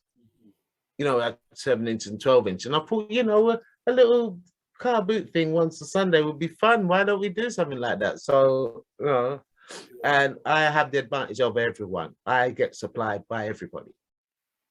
You know, it was a really great position to be in. Yeah. I love everything to do with music, not just the playing, not the producing, not just the sound system, the dub plates. There was other areas, everything. You know, I'm a full circle when it comes to music and stuff. Right. So I had a dear friend of mine, still nuts as ever over music, and I said, "Look, Clive, come on, we're gonna do a Sunday boot. So just for 4 hours a week, every Sunday we go out and just juggle some records, you know." I said, "Yeah, go on, I'll try," you know. So Peter's mom said, "Peter, I don't go on the street and see if you can get that style and thing, go down there and dance." I said, "All right, go on and do that." Now here's the beauty of that thing, and I'll never forget it, and I still love it to today. We did that for our first week, Clive and I, you know, I mean, we pulled the stool out Sunday morning because people say, "Peter Hunnigale, what are you doing pulling a stool?" No, it's not my job. It's a hobby. It's a hobby. I love music, innit? So, and I've got resources in most pockets from my own colleagues to all the distributors because I dealt with everybody, you know, by this time, you know, Peter Hunnigale, Anyway, so we started this Sunday morning boot sale thing, Clive and I. And what happened? It snowballed. Simple. Right. You go out there for a handful of songs, and a few people say, "Oh, you know, them times you could sell records, and then times they're 10, you know, Sharon, you still selling vinyls." So you go out there, and what you didn't have, you'd say, listen to the customer, listen, I ain't got it here this week, but I'll have it here next week, you know, knowing that I could get it from distributors. So week one, that happened, you know, we made a little change. Not bad, go on then, just buy some more stock, you know. Yeah. Week 2 came. Week 3 came. Yeah. 5 years later, Wow. like 2 stalls, one with just vinyl, one now had branched into videos and stuff like that. And we never sold bootlegs. Don't sell bootlegs. No kind of bootleg we sell. Original, no carbon copy. No carbons. We have distributors, you know, from Roll Gold to Golds, all the people that are supplying DVDs to the companies like Blockbusters and stuff. I've got their accounts. So, you know, so yeah. And plus, you know, it's kind of hard to beat because I'd be getting 7-inch pre's from all over the place. Dub Fender as a distributor, some from Jetstar, Black Agenda. The thing about it is, because they're all different distributors in their own rights, you wouldn't get the 2 mixing. But I could pop around to everybody and get everything from everyone. So it was a very good thing, you know. Yeah, so that went on for 5 years. And like, I'm going to come back to the point of technology now. You get to a point where people are saying, "If you have a thing called LimeWire," no, what is that? Yeah, you can just download your things from the music. People ain't really buying records again and stuff, you know, and you can download it for free. And that was the change that was happening in terms of music, and no doubt it happened to Jetstar as well. Yeah. And for me, I'm just a small entity that I can take it, leave it, pack it down, build it up, whatever. But Jetstar's a big company, and you know, you get hit like that with people downloading stuff, it's going to really affect you at some point. So I would say, if anyone, you know, where you saw that change, it's definitely the so-called online computer-based downloaded type of thing now that's really changed the business. Yeah. Do I like it? Hell no. I think it's one of the greatest things that has destroyed music today, the music industry today, for sure. It really did. And I don't know why. It killed it. You can't buy, where's the joy anymore? Sharon, you know, 10, you know, you hear a tune on the radio, think, yeah, I'm going to pop down the shop and go and buy that tune. Yeah. Yes. Yeah. And you look forward to it. Yeah. You look forward to going down, getting your bus, getting your train, getting in your car, ride your bike, run, and go down to the shop. Right, and buy your tune, you stand up there, you get a couple tune or whatever. It was a thing. That was the experience. It was the experience. It's true. You know what I mean? That's what it is. You get a proper album cover, and it's not all the time. Sorry to go on and be so excited, but you get an album cover, and sometimes the album cover that sells the thing, because the album cover is just. I tell people from the other day, Peter, trust me. I said, image is everything. Everything. You know, I didn't even have to hear the record. I saw the image, and then I took it, I heard it, and I wanted it. You know? And then if you want to know who made the records, that's how we can know about our favorite bands like the Mighty Diamonds or bands of the day. Exactly. But because you can turn over the back and read who was at the studio, who played what, and this and that. And you just don't get that with CDs. You know, all this downloading, what do they call it, the streaming things now, it's too sterile. It's what you call sterile. If I want to buy you guys a gift for your birthday or Christmas, and I know you guys like music, I can't buy you a download. I can't buy you a stream, or, you know, whereas before we can buy a record, you can buy, yeah, boy, I mean, oh, Sharon, would I love this album? 10 would I love these 7-inch pre's? I can buy it as a gift and give you, make up your Christmas box or something. You know what I mean? And give you as a gift. We don't have that anymore. And back in my time, right, I had like 10,000 vinyl that, you know, I used to, and my regular stomping ground, I don't know if you heard of it, but on the Harrow Road up in West London, there was a shop back in the 70s called Burning Sounds. That is where Redman originally was. Huh? Oh, okay. Is it the same label, Burning Sounds label? Yeah. Yeah, I'm familiar. Yeah, for sure. That's where Redman originally started from, and that's where John got Redman from. Redman left Burning Sounds and started working with John at the Vendor, which was under the railroad station at Labatt Grove. That was their first, you know, Correct. And that's where they used to be. And I used to call Redman. I said, Redman, me hear this tune, you know. He goes, what is it called? I said, boy, it called something like When. And he goes, yeah, man, a tiger. I said, yeah, put it up for me. He goes, no problem. And you know what?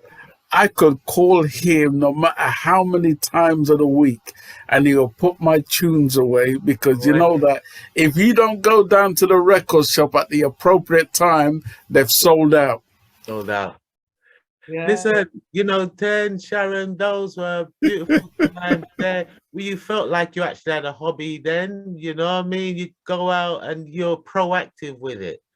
And that was the thing, you know. Now these days with what's going on, you don't get that option. It's just so vulnerable to people bootlegging and all these things. No wonder no money comes back into the industry anymore, or comes back to the musician, because it's just made us so vulnerable. This technology thing, I'm sorry, I don't like it.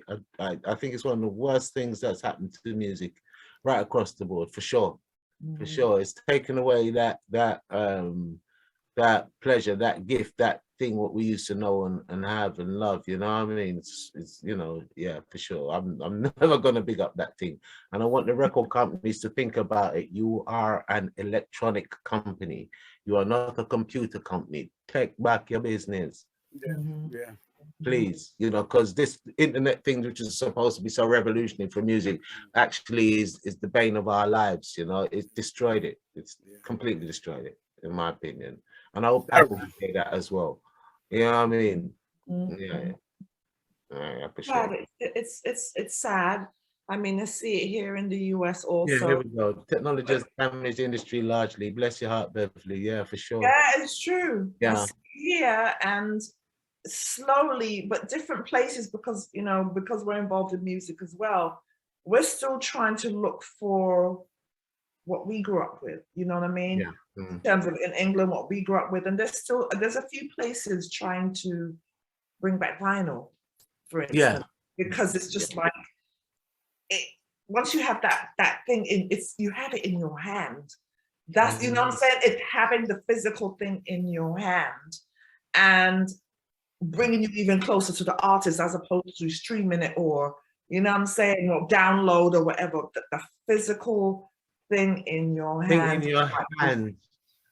It's vinyl, man. They did this. It's a shame. It has destroyed many. I see for you though, I mean, what makes you an amazing artist is because you had so many good things around you. I think that being around all these things has made you who you are. Yeah, it's what made a lot of us Black British who we are. The you know, artists like you going to the stores and going to Dub Vendor and getting this. That's us. It made us who we are. Unfortunately, it's destroyed much. And I'm saying all of this to say, with the British youth nowadays, like things are so different now. They're very destructive, whereas we had so much things to go to. We could go to that record store and spend our day, if you are, spend our day. Come on, man. You know what I'm saying? We had that, and just to know that it's broken because there's nowhere for them to go. Yeah. Music was everything. Music is what makes us tick. And now all these places where you can link with good people, you know what I'm saying, in a gathering and listen to that dead now. Yeah. So we have all them youths on the street who could be doing something. Now it's destroyed. It's destroyed. You know, and the youths, these young people have a scene, and yeah, we get it. They're seeing it through their eyes. But oftentimes you and I you know, Sharon, you know, myself, we'd expect them to say, well, you know what? You know, we used to have, not used to, but we had records, and they might say, yeah, but that's the whole thing now, you know, internet, you can stuff. Okay, I get it. This is your world, and you seen, you know what you know, innit? But I guarantee anything you got, if that was vinyl, you'd be double selling. Or you'd have that more, that chance of popularity, or you can actually get a proper, precise reading of what you're selling. If you remember, you know, you see streaming, and I'm going to talk it now. Streaming don't pay royalties. Yeah, we know. Yes. No, you know, bless your heart. Yeah, we know that. Yeah. All this great technology with streaming with the artists, we get paid nothing. And we're talking about 0.1, 0.3 pence. You don't make a whole penny per stream. Yeah. Even if you got thousands of thousands, by the time you add up those zeros, it not come to nothing. And you could be a mediocre artist, or you can be a big artist. The same rules apply. And Nile Rodgers here from Chic spoke to the House of Parliament, I think last year, about the same issue. Why is it that people are getting 20, 30,000 streams and stuff like that when they look at their royalty statement? Because music is a business industry.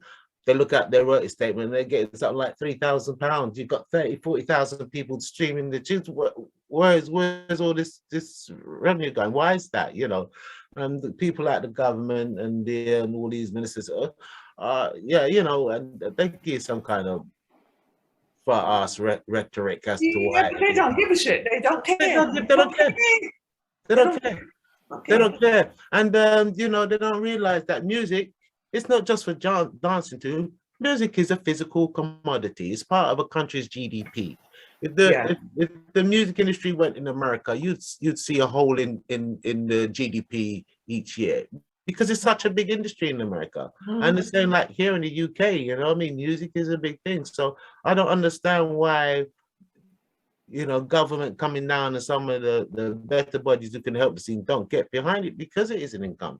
And, you know, we had this Brexit thing here in the UK, and people was, you know, not really regarding music scene as anything, but it was a bigger GDP than the fishing industry here in the UK, you know, per year. And fishing is food, but music was still bigger than it.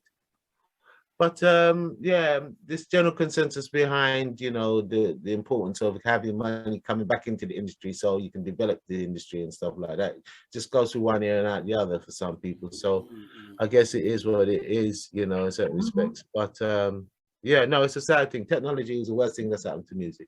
Sorry. Yeah. For sure. You know what I mean? Continue, Sharon. Continue. Oh, yes, let me continue. Well, you know, I get very passionate about these things because I know what our music, and I say our music because what you do is our music. You represent all of us. You represent all of us that grew up in England, you and so many artists.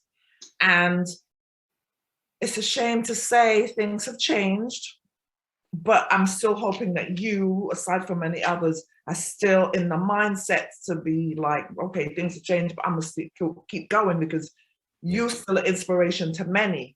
You know what I mean? You still got works to do. It's a transition, as far as I'm concerned. It's a transition. If people like you continue to guide people and be like, no, well, it changed, but we're not dead yet. No. You know what I'm saying? We need that. Yeah. You know what? I We need that. I appreciate that, Sharon. I mean, from my perspective, you know, you can feel defeated sometimes.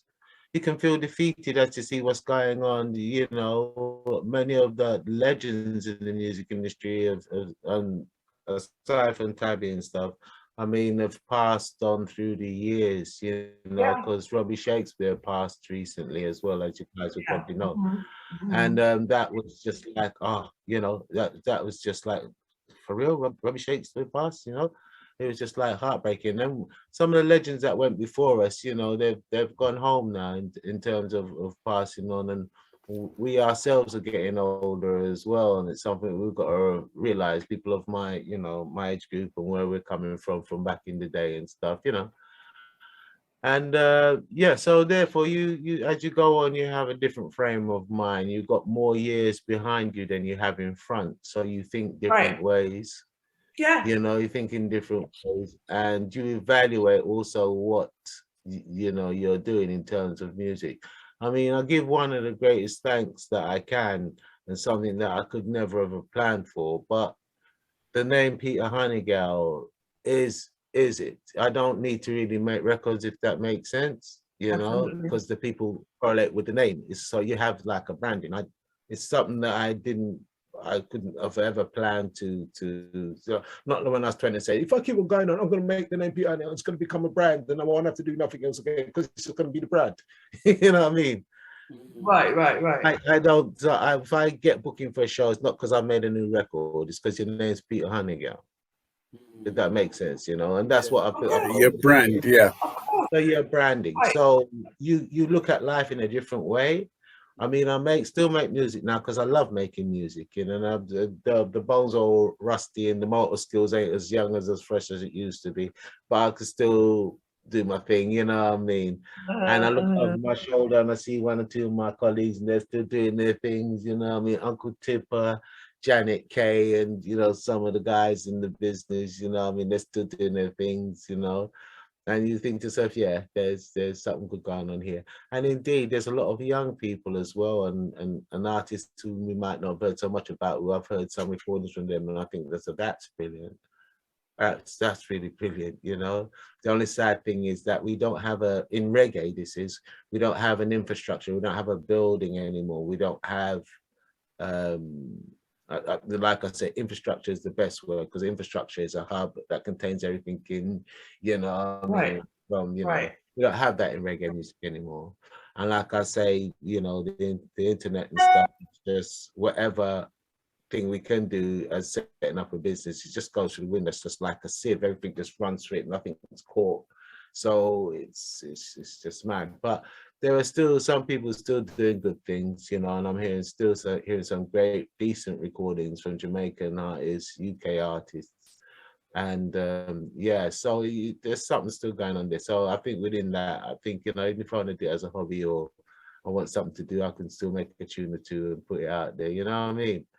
And yeah, and try to do things. So I think I've been asked to do an album for this year. So at the moment, what I'm doing is that, you know, I'm just putting some tracks together that was being recorded over the last 5 years, but I never released them.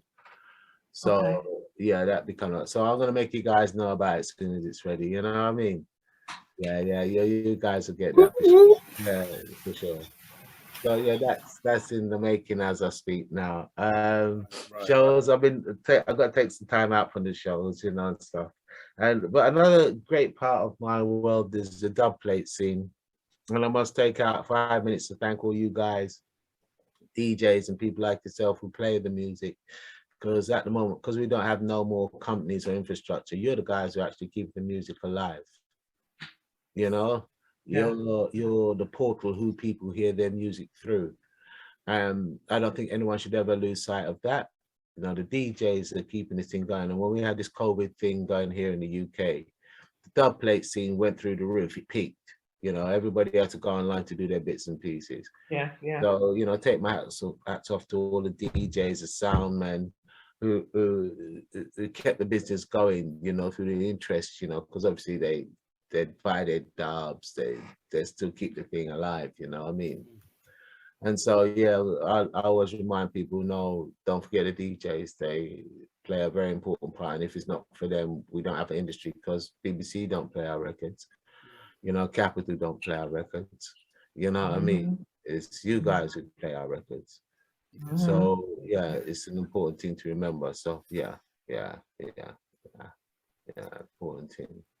Well, enough respect to you, Peter. You know, Yes, sir. again, you know, you are the UK's favorite son. And Yes, if they ever forgot about it, I am still allowed to remind them about it. You know what I mean? Me yeah. too. Yeah, man. Yeah, Me Big too. Sharon, your sister Sharon. Me too. Yeah. I make them know about your son. Me too. That's right. And I tell you what, you know, before we come to the audience who are in the building, and I know everyone who's here have so much respect for you. The amount of people who's come to my inbox and shared some memory, or the other, of Peter Hunnigale and how much of an influence you are on them. It made me come to this point where I feel like, I guess my question to you at this point is like, as you journeyed through the years and you get to this point, before I ask you that particular question, I think I have to ask you this question about a good brethren, Tipper Irie, because I know you work with him, and my conversation with you can go on for hours, trust me. Sure, we can. But, Yeah, but I cannot end it without talking about Tipper Irie. Yes. So talk to me about your association with Tipper. You did Ragamuffin Girl. You did so many, Dibby Dibby Sound. You did them all. Talk to me about that association. All right, it's another episode of my life. So I told you about Fitzroy, my engineer, my colleague and engineer, dear friend for years from going back to school. Right, Fitzroy lived on the same road as me in Brixton Hill here. Fitzroy has a younger brother called Paul Blake, who you might know as Commander B. Oh, Commander B, yes. Commander B, that's Fitzroy's younger brother. Yeah. Bloodfire Posse? No, that's Bloodfire Posse. That's Paul Blake, Bloodfire Posse. No, this is Commander B in the UK. He's a UK radio DJ. I know you two. Yeah. Okay, cool. Right. So anyway, so we're helping our bricks on that. Commander B, Paul Blake, is Fitzroy's younger brother. Now, Tipper used to live on our road as well, but Tipper's 5 years younger than me. And Paul is Fitzroy's younger brother. So Paul and Fitzroy used to link. Me and Fitzroy as the bigger brothers link, and Paul and Tipper used to link. One up and down the place and everything. Right. So we knew everybody from back in the day. Most of the people I know, we knew from kids when we was 14 and 16 young age. We grew up to be where we are today. So yeah. So anyway, long and short. So I'm producing records by this time, and then there's another one of my colleagues who's you might see in one of the early albums of Peter Hunnigale and Night Flight Band. And you will see that, and you'll see, if you get the chance to get one of the early albums, you'll see the members of the band who was there. So it'll be me, Flutie, Flutie Clark, Tucker Rainbow, and the like. Anyway, Delroy goes to Jamaica. Flutie goes to Jamaica. Boom, bang, come back. Yo, Peter, them have this thing when them dance all at Jamaica go on, you want to lick up a dancehall beat, and Delroy come back with the vibes on Jamaica. So, yeah, Peter, man, you look just like the dancehall thing, because it was a new thing, the dancehall beat, them kind of style. Yep. Them kind of little thing there. So I had a drum machine. And I started to look up some So I built this tune called Ragamuffin Girl. Walking down the road the other day, sight of a girl and she passed my way. Ragamuffin. Anyway, Paul is, like I said, one of the younger generations. So Peter, that tune sounds wicked, but you know what you do? You want to put a DJ on it, The DJ said, yeah, Tipper, put Tipper on it. So I said, all right, tell Tipper to come in and do a thing. So Tipper heard the tune, right? Now Tipper didn't copy my lyrics. Tipper already had his own lyrics, rice and peas and chicken stuffing. He had his own thing. So when he came in now, because them time you'd have singer and DJ on the track. So I think you guys remember those times when you'd have singer and DJ. The singer, come down, singer. Singer and DJ. So that's what we're entering. We're entering that style of making reggae. So Tipper was brought in, and so what we did, I'd sing "Walking on the Road," the Tipper cutting Tipper, give me the rice and peas and two. That's about the hook, ragamuffin. Then sing the next verse, and then Tipper coming on the thing. That's what we did, and like I said, Tipper didn't copy nothing from me. Tipper already had his own lyrics, rice and peas and chicken stuffing and stuff. When I sang the song, Ragamuffin Go, ragamuffin and a chicken stuffing, I wasn't singing about chicken stuffing and such stuffing. Listen, I was saying, like, Ragamuffin Girl, she not soft like chicken stuffing. That's what I was basically saying, right? Ragamuffin and a chicken stuffing. You kind of like, so it's like a little. Yeah. And the reason why I mentioned that, when Tipper and I had done this song now, right? And even to my own colleague Fitzroy, and we had them time you still had an infrastructure, you had people in the press and people you'd go to and say, look, I've just done a new tune, I'm gonna send you up a copy and stuff, and have a listen to this and stuff like that. So and we done this tune, Ragamuffin Girl, and we sent it out to the people all around us, everyone who was involved. And the Hunnigale, talking about chicken stuffing for me. What yeah. We're talking about dear people around us who's working with us and stuff. Oh, man. Yeah. So me and Tim said, boy, we're still gonna put it out. Can we do what it was? And it worked. We went to number one. It did work. Switzerland or Sweden, one of them places went number one. We didn't know. Yeah, it went number one everywhere. Everywhere. What I mean? So UK took to it though, big time. Big time. So all those people was, giving us a hard time, come on, man. You had to now, because you know what I mean. So, yeah, it really did well, for the time that it came out in, and it gave us all that feel good factor.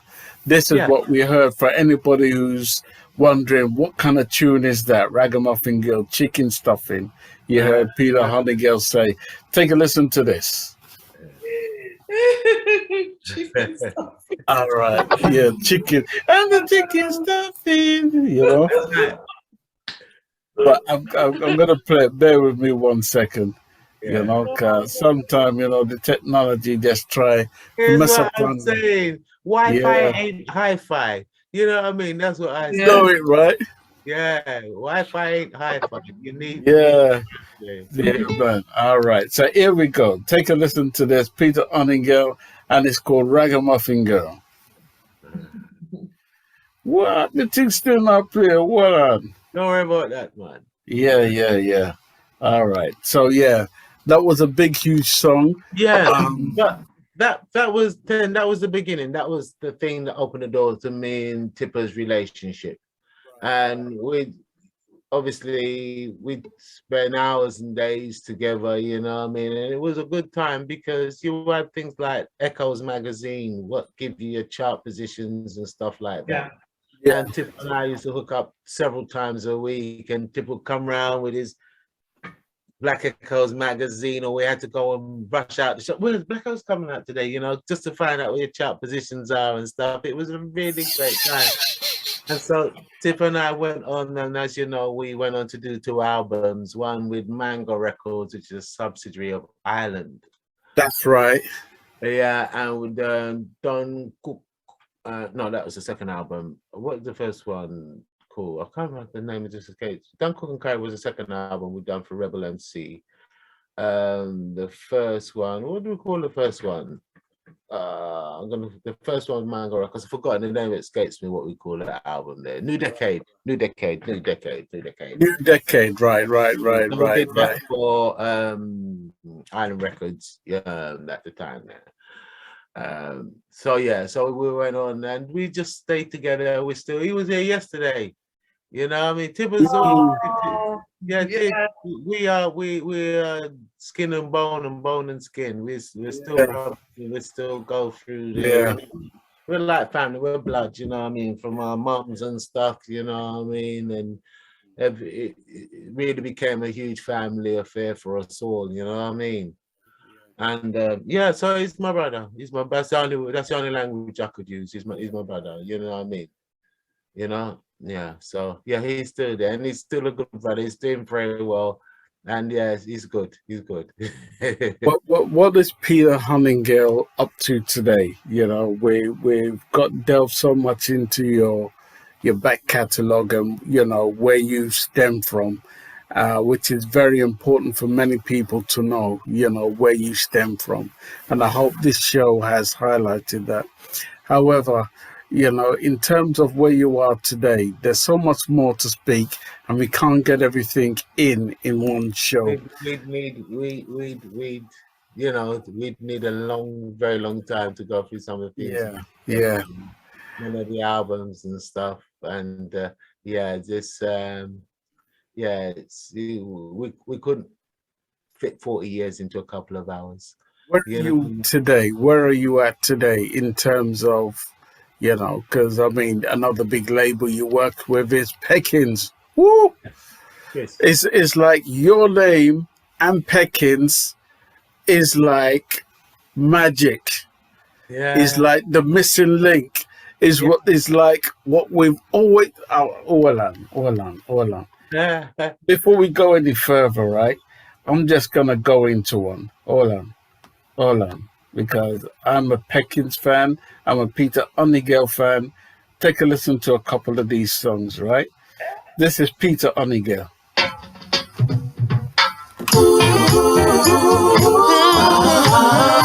Yeah. Make some time.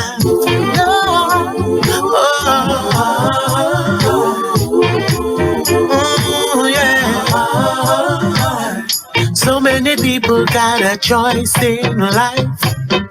Too many people got no food tonight. Show me the reason, cause it just ain't right. Let's make some time for love. Yeah. Oh yes. Sexy. Love. Are you that man? Oh yeah. Natural because it's sexy. Sexy me, yeah. Sexy. Natural, so we call it sexy. Alright. Friday night gone. Someone get drunk, drinking until they're ready to tumble down. What I like is the dip on the iron heights. Check my people, I dare some and know me nice. Sexy, yeah. Natural because it's sexy. Get alive.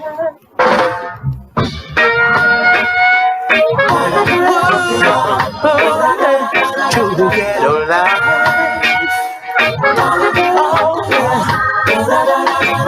As the morning is breaking in the early calm, wakes another young mother and a new firstborn in the ghetto. Lord of God in the ghetto. There's a smile as she wonders what he will be, so determined to keep her baby off the streets of the ghetto. Lord of God in the ghetto. And let me tell you, one of my favorite ones that Chris Peckins gave me personally, soon as it came out of the studio, is this one.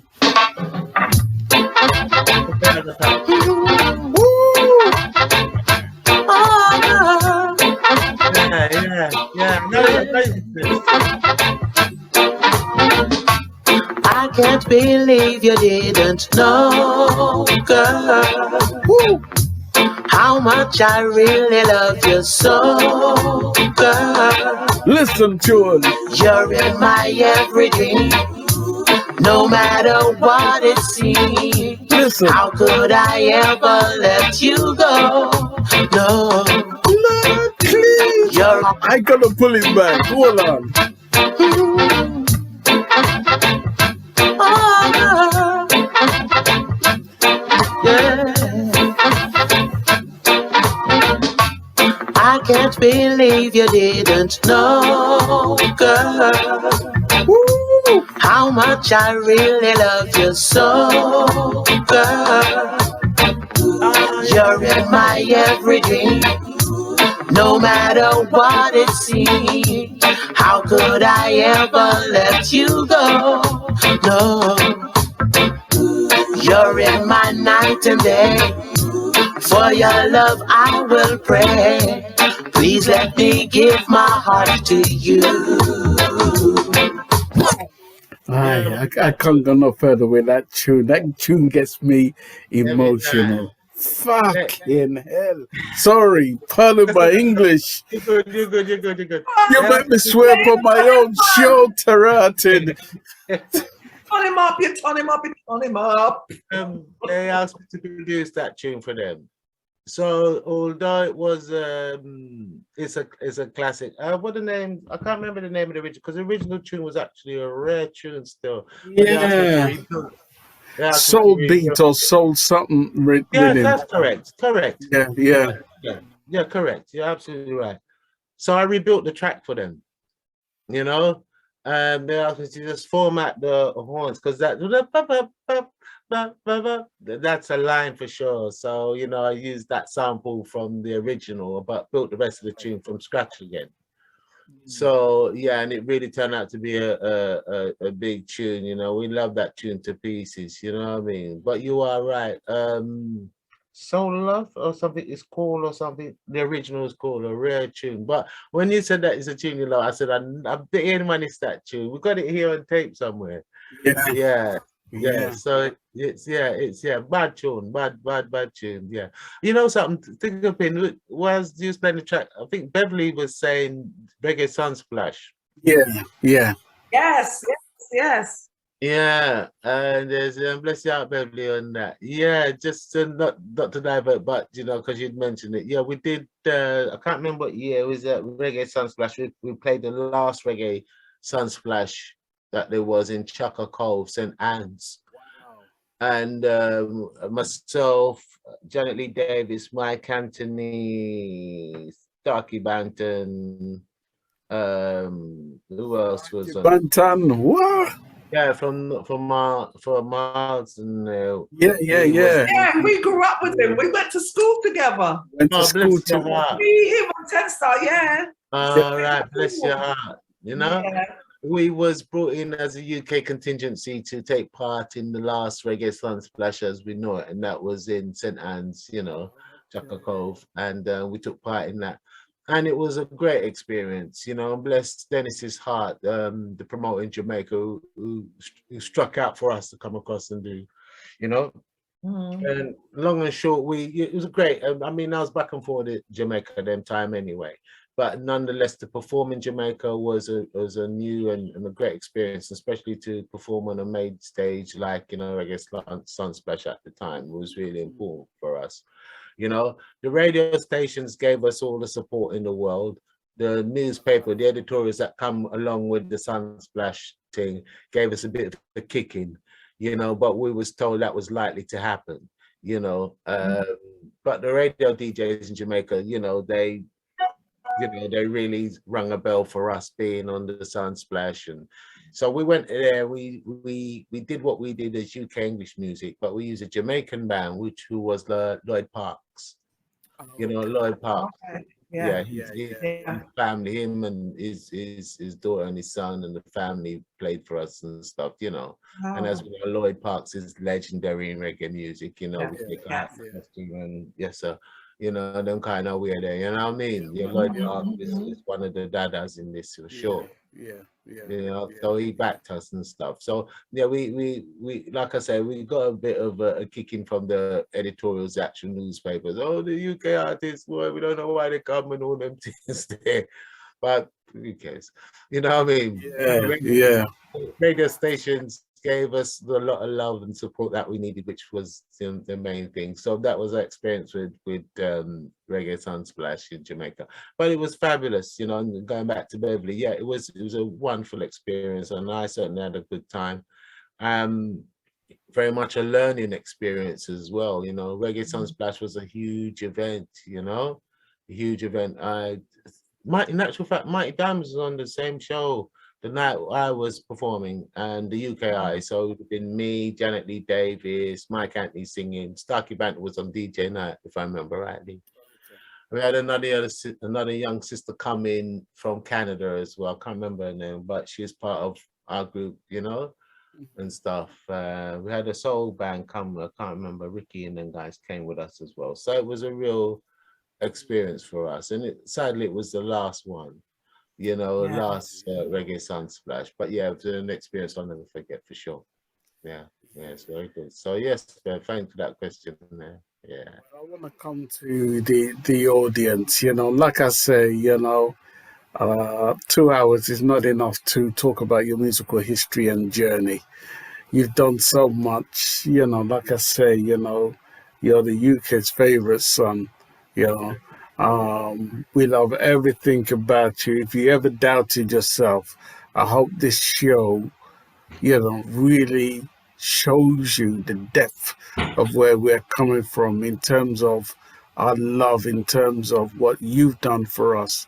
You know, you're not just doing it for yourself, you're doing it for all of us, you know. And that song you did, African Tears, just brought home to me. Before I switch over to the audience and give them the opportunity to ask you any questions they may have for you, you know, just hearing that song just hit home where we're at, what we needed to achieve, and what we haven't achieved. Yeah.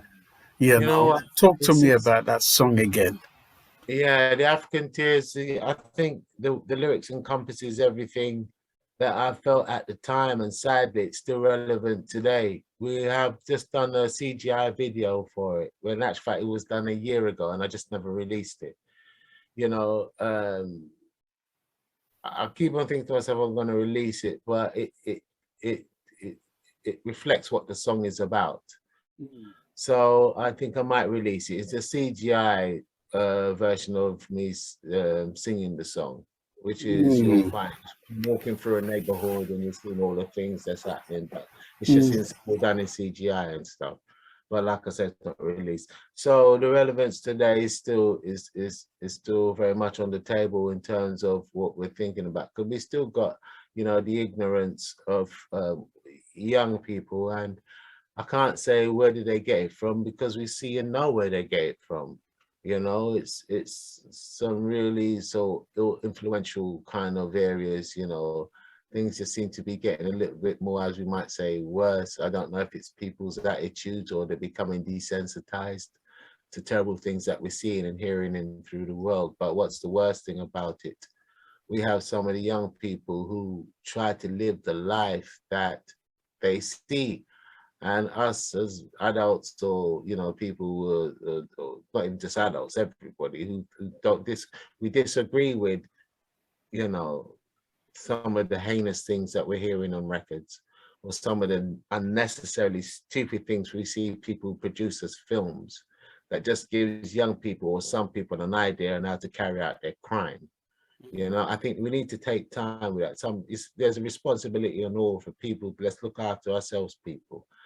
You know, don't make a song about shooting and killing people if you don't want people to take on that type of, you know, and then say, oh God, this has gone bad. No, you've just made a record, you know, advocating violence. So, you know, maybe you might like it because it doesn't affect you or whatever. You haven't thought about it. You know, some of the things we see on TV and on the television, we get to understand some of the youths in Jamaica. They might watch too much Netflix. They watch how the Mexican gang cartels work and all the American Italian gang and the Dons and all the rest of it goes on, and they try and roll that lifestyle out on the streets. You know, we've got youths here in England who are willfully trying to create a ghetto environment for themselves, so they can say, yeah, you know, it's life's gully, it's tough, isn't it? And we're saying, really? The war's in your head, bro. Because I can walk down the road and say hello, good afternoon to everyone, not because I'm Peter Hunnigale. It's just that I don't have that mentality in my head. Whereas another you who live behind me over the back there can't walk down to Brixton. Why? Because he lives up here and the youth, they might live down there. And I'm saying, really? Really? Does that really make any sense to you? I'm still scratching my head. Yeah, or a man might have a can't wear red in a particular area, you know, it's a blue area. This really where you frighten the colors now. What is that? That's true. Yeah, we don't get we've got kids. I've had to go in. I've been asked to go and visit like one of our institutions, not a local institution, but it is in London, where it's a young offenders prison. And I was asked to come there to come and speak to some of the young inmates and take part with them in the day and take part in some of their activities. Yeah. So I got up close and was able to take part and spend the day with some of the inmates of at Feltham, you know what I mean, and stuff, and listen to their work, say what some bits and pieces they want to do, rapping, acting, reading, whatever. Yeah. So I got the opportunity to speak to one or two of the lads, and I just can't. Some of them are well, all the people I spoke to are beautiful young people. Sorry, they're beautiful, but at the end of the day, if they're beautiful, what the hell are you doing in here? Yeah. So I had the chance to speak to one or two of these and saying, look, you're an intelligent young man. You've got your creative art skills. You've got things going on. Why are you here, young bro? Oh, I don't know, I don't know. And that's them. You know, so many young people, beautiful young people, you know, who... Could they say lack of father figure is the... You know what? I would say, yes, that is a dynamic in some cases, only in some cases, but I won't say it's the reason for why some of these young people are in jail, but it certainly is a dynamic, because when you leave out the dynamic, a child, and I could tell you this, a child feels the difference if they don't have a functioning parent situation from mom and dad. I think they need that balance, right? The mother and the father. For sure, all day long, you need the mother and father, but we know situations aren't always allowed those things to happen. So, you know, you might have a mom, or you might have a dad, or you might have a guardian, or, you know, another member of the family. The main thing is parenting.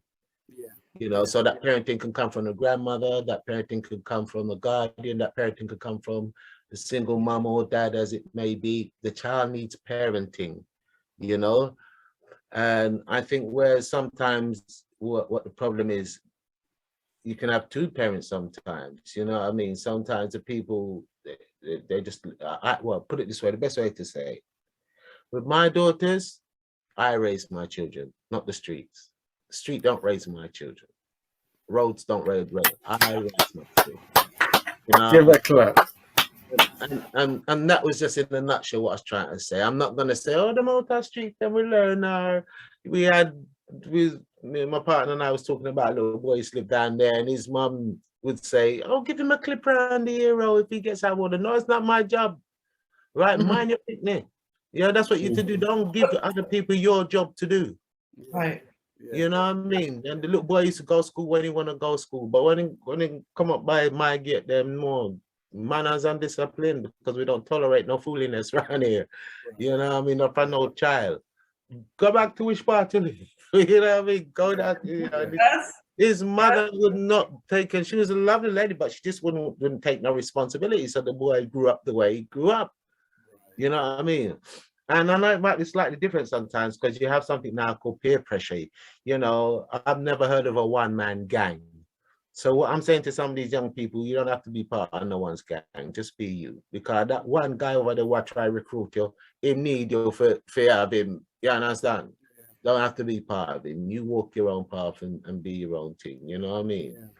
And it's like I say, it's not a one size fit all. So I can't say wholeheartedly do this and that's the problem, or say this just because it's not. We've got all different kind of dynamics why young people go off the rails, or you know, their situations are what it is today. So we have to understand that. So I'll never have a conclusive answer to any of that. But I would say what we should do is, you know, let's not try and, if we see something, especially in music, if we hear something that's not right in music, don't accept it. Yeah. Because I hear too many times people say, oh, the gun and the shuck out and the slacky tidy ways. That's our culture. It's not my culture. Yeah. You know what I mean? Yeah. I don't need to see women burying their butts and boobies for me to enjoy what they do. I don't need that. You know what I mean? What interests me is a lady who presents herself properly. That's where the respect is. Or a young man who presents, he don't have to wear his pants or behind his knees, dropping down like he's, you know what I mean, or trying to speak nothing color, you know, or swearing on records as I've had, because I did a year at an academy here, volunteering teaching and stuff. And it was music. And I, you know, just to divert from what I was saying, for an example, you get some young people want to make their rap lyrics, sir, listen to this, sir. You know what I mean? And you say, go on, let me hear your lyrics, and they be doing, and then you hear them effing and blinding the lyrics. I'm saying, whoa, stop. We don't accept swearing in lyrics. But yeah, sir, it doesn't sound good if there ain't no swearing in lyrics. Well, how am I going to get you played on national radio then? What do you think they're going to tolerate that? They're not going to tolerate you swearing. I can get you on BBC Radio, so I get you on one of these stations, you've got the potential to go on, you're cussing all the records. They're not going to tolerate it. They've got something called unsuitable for airplay. Come to radio, they don't understand it. They just play it. Some of the, not everyone, but some of the radio stations don't get it. You know, they're not taking a responsibility and saying, look, that record is not right to play. I've got young people listening to this. I've got moms listening to this and stuff. And this record's advocating violence and slackness, you know what I mean? I have the choice to play or not play, or play it in an environment where, you know what I mean, there is a, you know, me and my likewise listening. But for public radio, it is not good enough for us. And yeah, as Beverly said, they just want content. Yeah, some of the DJs out there, they lack broadcasting skills. But if you go to the pop music area, I'm not saying they don't make these records, they just tend not to play them on the radio because there's something called unsuitable for airplay. And we need to adopt that in a lot, because let's face it, you know, reggae music, we don't have major stations. So we have a plethora of pirate stations, online stations that's playing the music and stuff. But they lack broadcasting skills. Many of these people just play records and they don't get it. You know, a record might be slacky tidy, have derogative lyrics towards women who advocate violence, and they still play it because they think it's a trend, you know. But look at that, no, man, and then I think to so why do they go to this, you know? Yeah. So then we need to stop it. We need to stop it. You know what I mean? I don't want the you know. Absolutely. Yeah, I mean, you get one or two tunes that come across as a reality tune, you know, a man will sing, but you can hear the difference in that. But when people just sing songs just advocating slackness and gun talk and all those things, I don't want to know. You know, one of the things that we've been able to do over the years, over the maybe 12 years, is that we've done some shows which people can refer back to. If you go to YouTube, I think it's, if you type in 10-Star General Culture on YouTube, you will see some shows which I did with the scientist who used to work with, King Tubby's.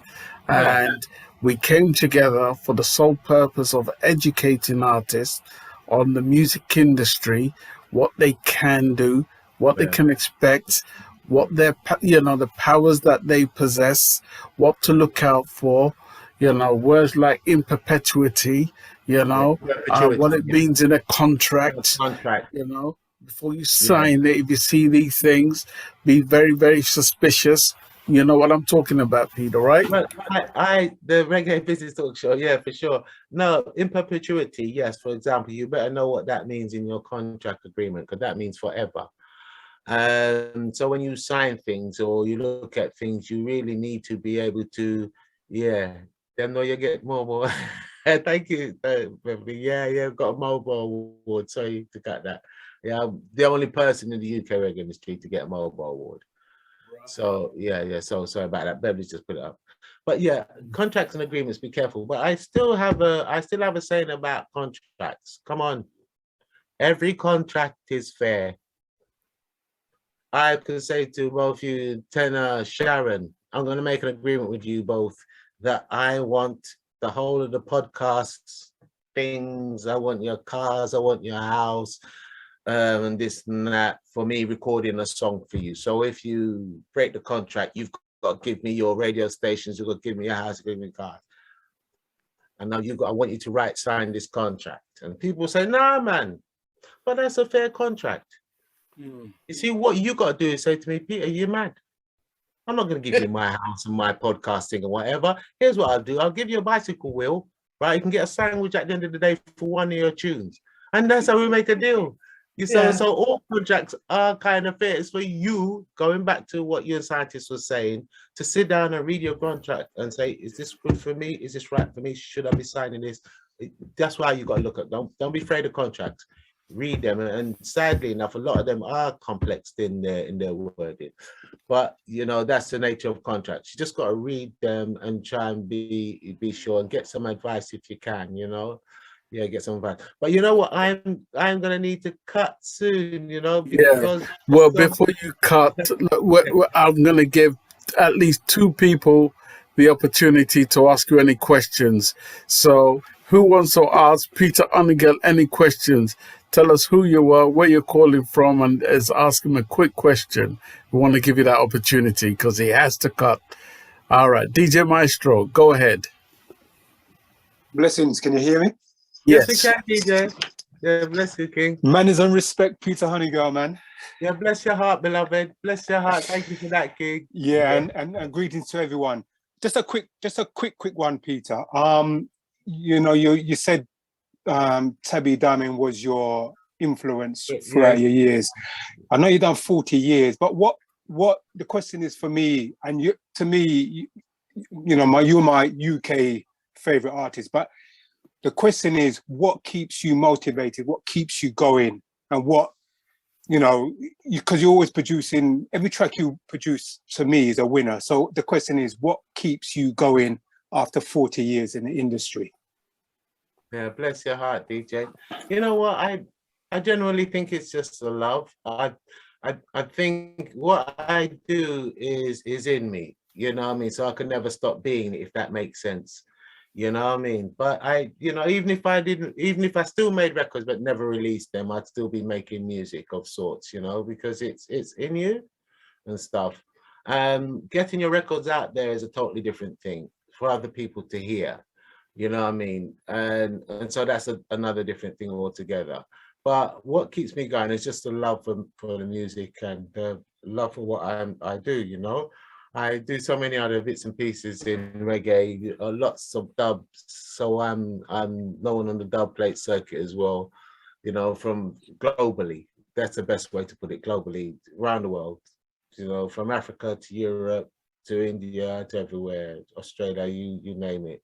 We do dubs for everyone. So take my hat off to all the DJs and sound man out there and sound ladies as well. Bless your guys' hearts.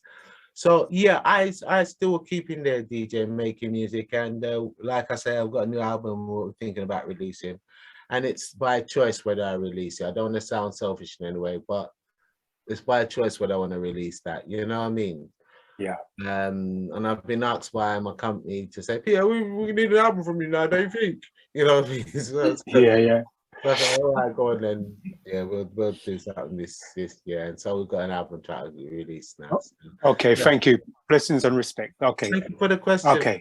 No worries, man. Yeah, no problem. Thank you, DJ Maestro. Anybody else who has a question for Peter Hunnigale? Anybody who has a question for Peter Hunnigale? Now is your chance to do that. Who have we got? Beverly Notes, go ahead. I don't even know if this thing will work. Can you hear me? We can. Loud and clear. Oh, backside, the thing will work. Hey, Peter. Hi. Hey, bless up my family. Thank you, family. Me see you through some notes and you've been making me smile. So I'm I not can't help myself. so I'm going to smile so people are thinking, man, that's something. Nice. Beverly's been sending me notes while I've been sleeping. So. We've got to keep this thing alive, you see, because I mean, this is your moment. So I've got to throw my big mouth in there somewhere, you know? Oh, come in, sis. Yeah. Come in. Greetings, Sharon. Greetings, General Stockhead, and all here who. My sister, Yeah. yes, Bless you Lord. all. Yeah.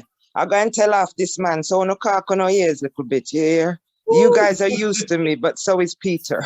Right? I don't know why you never talk. You playing yourself down, my brother.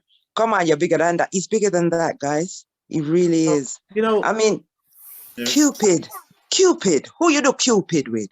Dennis Brown. All right. Did he tell you that, guys? No. All right. We sang that. Hey, Beverly, Bev, I'm Yes? gonna say something. We sang that in my passageway in my house, you know. My little recording room was so small you couldn't change your mind in there or anything. So it sounded brilliant. I had to mic him up in the passageway. Yeah, in my house over there in Streatham at the time when I was up You there. see? So Dennis came up to the house. You see, that's so interesting. Bless your heart, Bev. You know, to be fair, right, there's so many things that's happened in my life in terms I know. of I'm not gonna like yourself. I know. Certain But things, me just want to grass you up. I don't know. Ah! Yeah. Right? Yeah. What about Lloyd Brown? The amount of works you did with Lloyd Brown, you are worthy. Come on now, come talk. Thank you.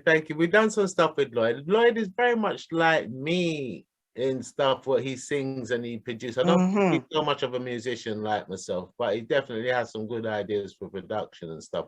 So I've done some bits and pieces with him for sure.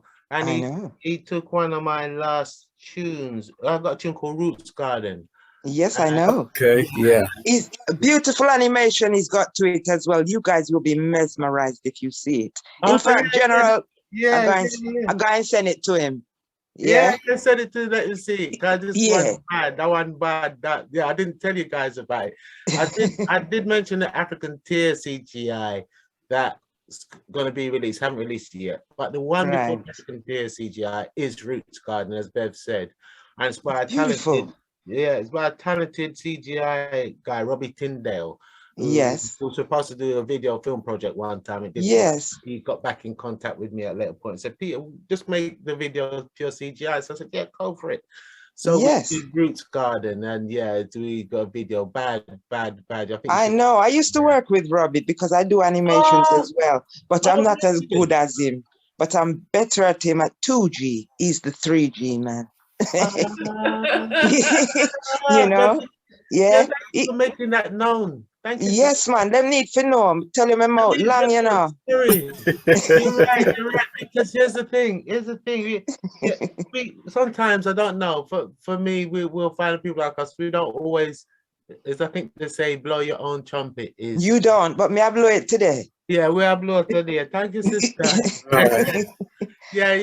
Thank you, Bev. Bless up you guys, all right? Thank you, Beverly Notes. Thank you guys. It's a beautiful show. All right. Uno go on. Somebody else can come on. All right. Bless up yourselves. I want to come to Jerry Harris. Jerry Harris is the last person I will give the time because I know Peter's got to run. Jerry Harris, I know you're listening all the way from New York, New Jersey. If you're listening, if you can hear, please unmute and ask Peter. Yes.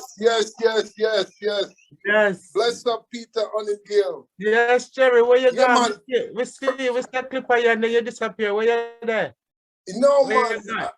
Still here in the New York scene. You know that I came out of Wacky's time, Wacky's label. You're Wacky's, yeah, man. Yeah, man. And I met you back in the 80s at Omega Studio. Oh, yeah. You can't remember. Me and Larry, Professor Larry. Correct. Bass player. And then we had a band called Steady Rhythm with Michael from Oswald was playing the keyboard. Okay. Man. And during that time, I don't remember what the drummer used to name, but he was with Larry. He was the drummer.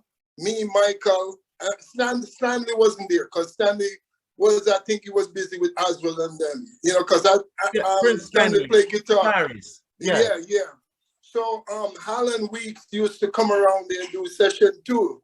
Correct. But I know that's a long time ago, but you can't remember. But I remember one time they had a show with Juna Delgado and also with Ori Sandy and Sugar. And the promoter did make the show happen because the sound system made the money already. So he canceled the show. I don't know if he was on that show that night, you know.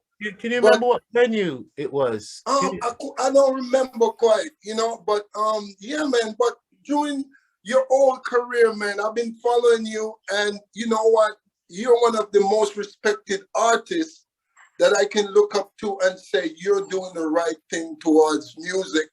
And also the kind of lyrics that you put out there is something significant for the world, because you see, people want to get into music, and most of the time what they want to do is thinking that, well, let me do this lyrics because maybe I can make some money.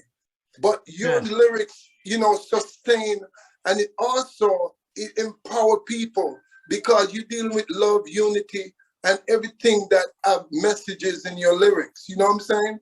So you and also Light Brown, I look up to people like you guys that doing the right thing, you know? You're not doing anything disturbing. You're doing things to empower the world that people can look up to you, you know what I mean? And respect you. Because guess what? Respect is better than money, man. You know, trust me. You know something, that's something, Jerry, I totally believe in. I totally believe in. Respect is one of the greatest things, and it doesn't matter who you're dealing with. You can, like dare I say, you can be dealing with one of the worst people in the world or one of the most gentlest. For real. If there's respect there, yeah, man. That says everything. Because guess what? The people that doing the right thing, those are the ones who are really struggling for get recognized in the world, because everybody want to do like destructive things, you know what I mean? So they get recognition, like hateful things, and, you know, do something provocative and, you know, like kind of self-destruct type of behavior. So those are the people who get recognition because they're working for the devil. They're not working for sustaining the Almighty in their life. You know what I mean? Bless your heart. So for me to see what you're doing, and over the years that you maintain it, I look up to people like you, man. You know, and show you all the respect, and that you keep going and you keep making clean music. Thank you. You know what I mean? Because it's not all about the money, like I told you. It's the respect that you're gonna get at the end of the day. You know? Doing, man, because you're doing great work. Trust me. Bless your heart, Jerry. Thank you so much for that support. Yeah, man, because I see you work with there's sometimes the Philippine guy in the past. You know, Manila JP. Manila Jeepney Raoul. Yeah, man, you know, and them guys don't respect you enough, man. Trust me. I haven't heard from Raoul from a long time. What happened? Yeah, well, he went back to Ernie B, and things kind of rocky. So he kind of like pretty much disappeared. I haven't heard from him in a while because he used to call me, but I don't hear from him again. You know what I mean? It's to me neither. When Raoul left Ernie B's, because Ernie B's has changed his name now to Miller. I know. You see, he played more. He's selling more blues and whole records and stuff like that. You know, he's not really into reggae that much. Again. You know what I mean? You only sell vintage reggae. You know what I mean?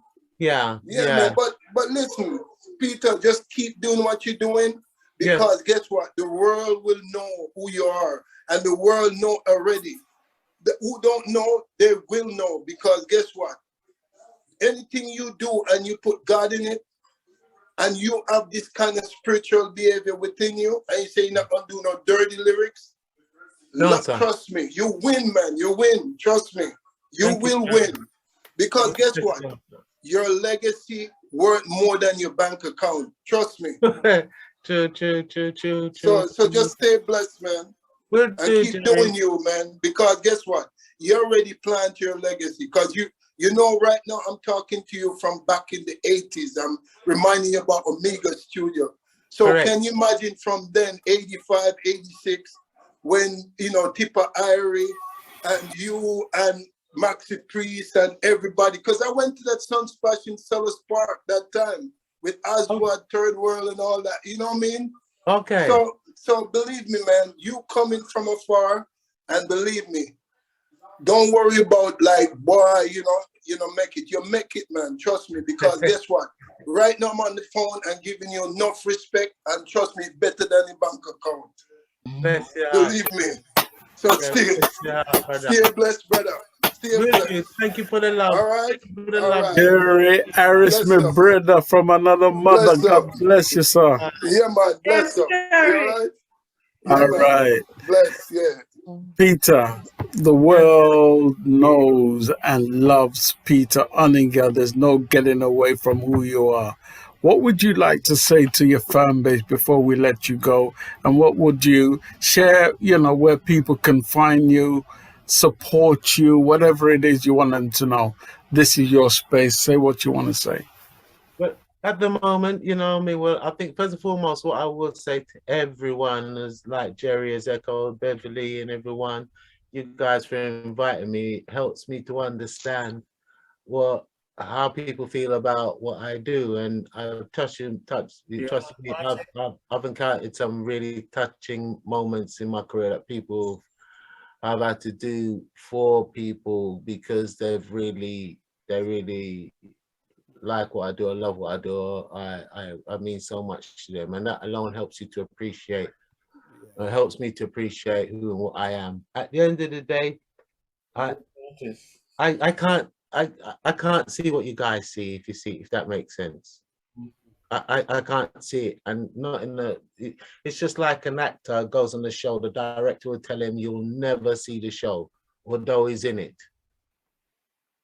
You'll never see it. That's what a director would say to you. You'll never see the show. You're in it, but you won't see it. And I know that through theatre, because I had to do theatre some time ago. You know, and as much as you want to see yourself acting, you can't, because you are actually acting. You're the person that people are seeing. So you don't see the show. And that's kind of like me with my music. You know, I know about all the struggles. I know about a lot of the beautiful things I've seen and taken part with, and you know, some of the people who've shown me, you know, with their last breath, you know what I mean, what I mean to them. So I understand.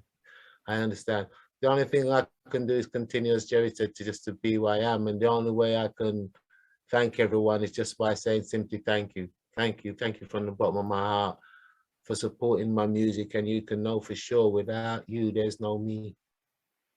So, you know, I want to say thank you to all the fans that support me throughout the years, to you guys who continue to play my music and stand by reggae as we know it, and keep that love flowing. So thanks to all the fans. And, you know, in my future outings, I've got a new album coming up. You know, I hope it meets your level of standard of what you expect from me. That's all I can do. And I'll always give my best to do my best and give my best as well. So thank you guys. Like I say, there's no me without you. So yeah.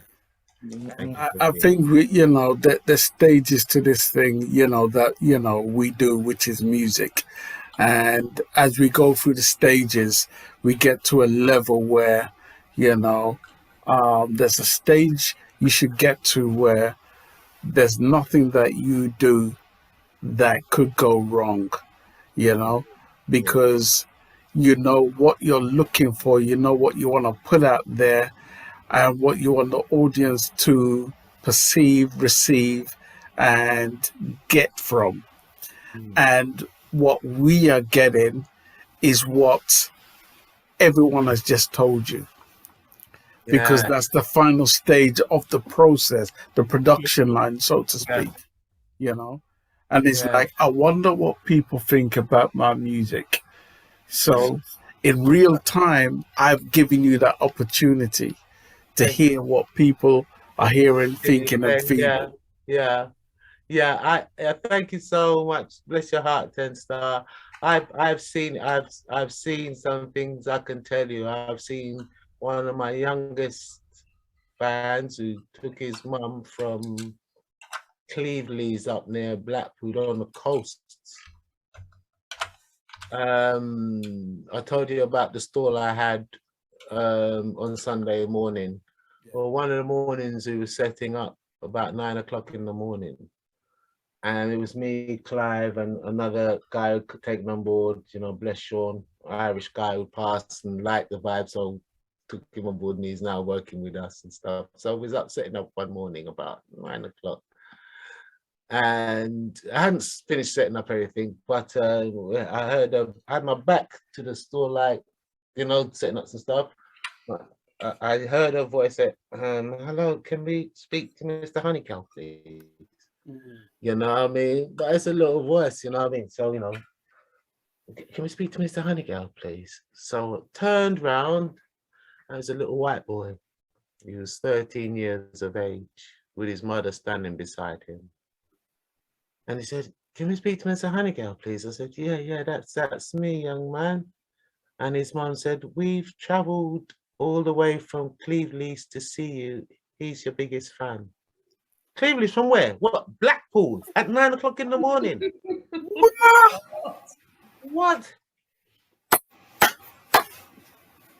Come here, little man.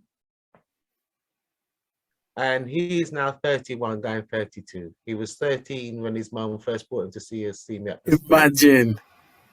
And he's now 32. His name's Eamon Darwin. What? And he once a year, he hasn't been able to come back to London most for the last 2 years, but he's 32. And he's been with me. He knows my family now. He's, you know, because something like that, I live in London. Where they live is like hundreds of miles away. Yeah. But his mum to come down to find Peter Hunnigale at 9 o'clock in the morning. Victor, So, yeah, I think you know what the deal is. He told me. And then I'll see one of my oldest fans, which is an old white man, Tony, came to one of the shows. He goes, I'm your oldest fan. Englishman. We took a picture. That blew me away. Tony's is a pensioner. You know what I mean? I've been following you all my life, Peter Hunnigale. And that made me know, from police to judges to everyone, you know, to school deans and everyone have shown me, we know you are. You Peter Hunnigale, because you know you're Hunnigale, you got the P in your ear. You know, you Peter Hunnigale, we know you. So I know. From the police, the judges to everyone, we kind of know. But again, I don't live the lifestyle of like the big celebrities, slubrous type of person. I'm just another brother. You can see me shopping down at Brixton, buying fruit or something like that. You can see me like normal, like everyone else. And that's what it is to me, you know? So, yeah, so I don't get to see the show of that, so to speak, you know what I mean? I'm just part of it. So, but I give thanks to you to help me see myself on what's happening with me and maybe what, you know, what I am. I give thanks to that, brother and Sharon. Peter, thank you so much for being on the show. How can people find you? Right. At the moment, we're setting up back the website. The website was up, but we took it down, and so it's not up and running at the moment. But we'll be sending out emails to people, so people like yourself will get the emails so that you know that good up and they can get stuff there. And brilliant. So that'll be in the near future. Yeah, for sure. Salute, my brother. Yes, thank you, beloved. Yeah, I know, 10 star. You're the real general.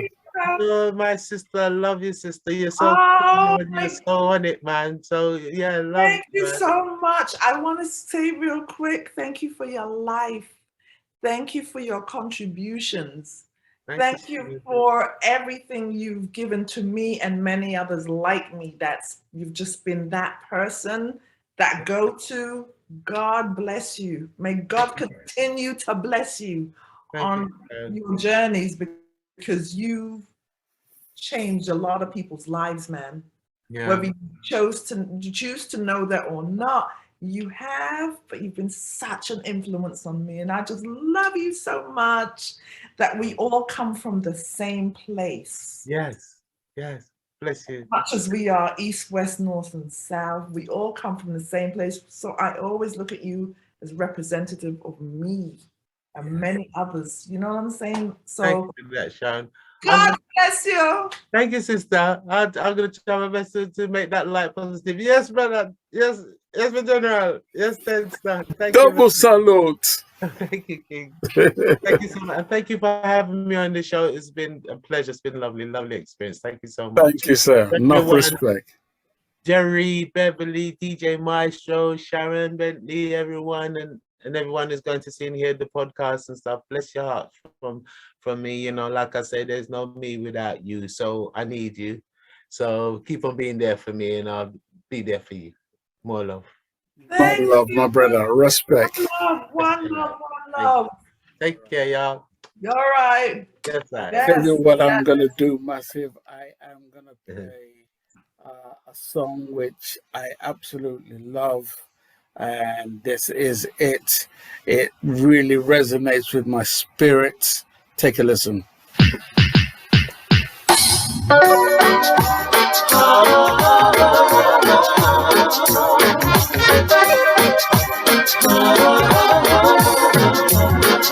I don't appreciate you calling me nigga and calling sisters bitches and whores.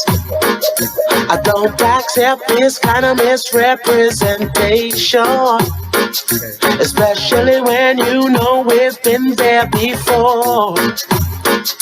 You can't expect to gain the respect of others when it seems like you don't respect yourself. It seems like ignorance has clouded our vision, so instead we're busy hurting ourselves. Tell me where the black man future lies. Yeah. Oh, what about the African tears we cry? Oh, tell me where the black man future lies. Mama. Oh, what about the African tears we cry? How can there be so much misunderstanding when black history can speak for itself? People dying in the name of the ghetto, but with our knowledge that don't make any sense. We all know that unity is the answer. What a tune, wicked. We treat ourselves is a shame, 'cause every day we face the very same problems. But the question is, will it ever change? Tell me where the black man future lies. Yeah. Oh, what about the African tears we cry? Oh yeah. Oh, tell me where the black man future lies. Oh, what about the African tears we cry? Let me tell you something. Next week, Saturday, Barry Biggs is going to be my guest on the live conversation show. The legendary Barry Biggs. Peter Hunnigale, trust me. Enough love and respect, my brother. Yeah? And we keep the link, yeah? All right. You ready for this? Are you ready to roll?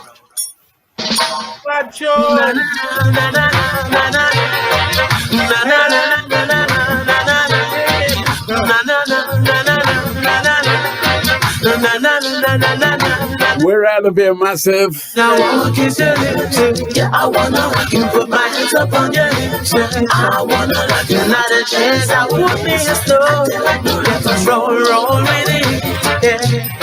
Me say me want kiss your lips, yeah, I wanna put my hands up on your hips, I wanna love you, not a chance, I won't be a slow, roll with it, yeah. Okay, there could be no other, no way. I want you forever, I pray that we could be together always, and any which way. You turn me loose, I will be the slave. Even if I want, I can't stray. You never stop me feeling this way. Girl, I wanna get my hands up on you. Ooh, roll with it. Yeah, you know I kiss your lips, baby. My hands up on you. You're not a chance. I won't not a chance. Roll with it. How could this be? I'm proud of most you bring a light. Can never take your feelings lightly. Is it because I love you seriously? Oh yes, trust me, I know. From my head right down to my clothes, you know positively I'm yours. And yes, I'm gonna love you for sure. Oh,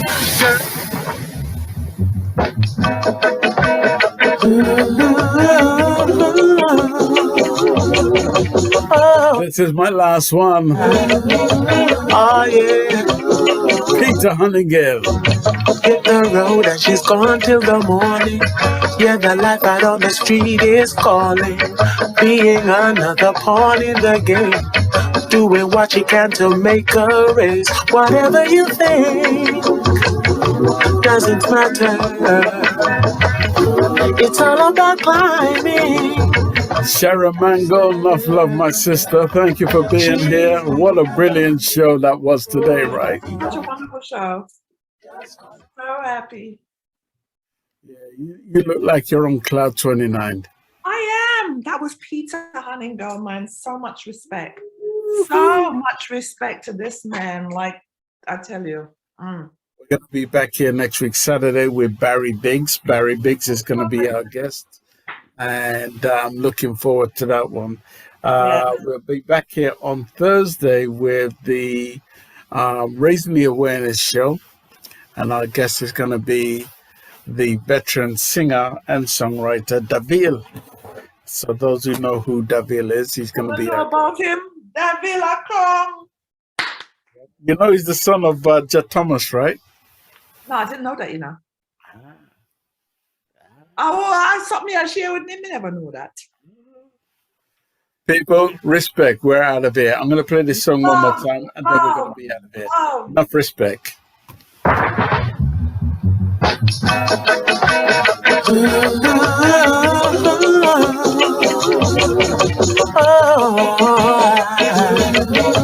Oh yeah. Hit the road and she's gone till the morning. Yeah, the life out on the street is calling. Being another pawn in the game. Doing what she can to make a raise. Whatever you think doesn't matter. It's all about climbing. Life's ladder. She's got to have the money and know everybody don't try to go and then just call her Mary Jane. To keep a man just cool and understand. Mary Jane. She's got to have the money and know everybody don't try to go. So thank you, Jerry Harris, Beverly Notes, thank you, Sharon Mango, Rankin Ann, DJ Maestro, and Sharon Bentley. Love everyone. Sharon, God bless you, my sister. Mary Jane. Oh, Mary Jane. Ooh. Well, that's all, folks. That's my one. We're out of here, people. Step aside, babe. Let a star do this. That's fine. That's all, folks. Can I go home now? I'm 10-Star General from Stockade Promotions, and I'm out of here.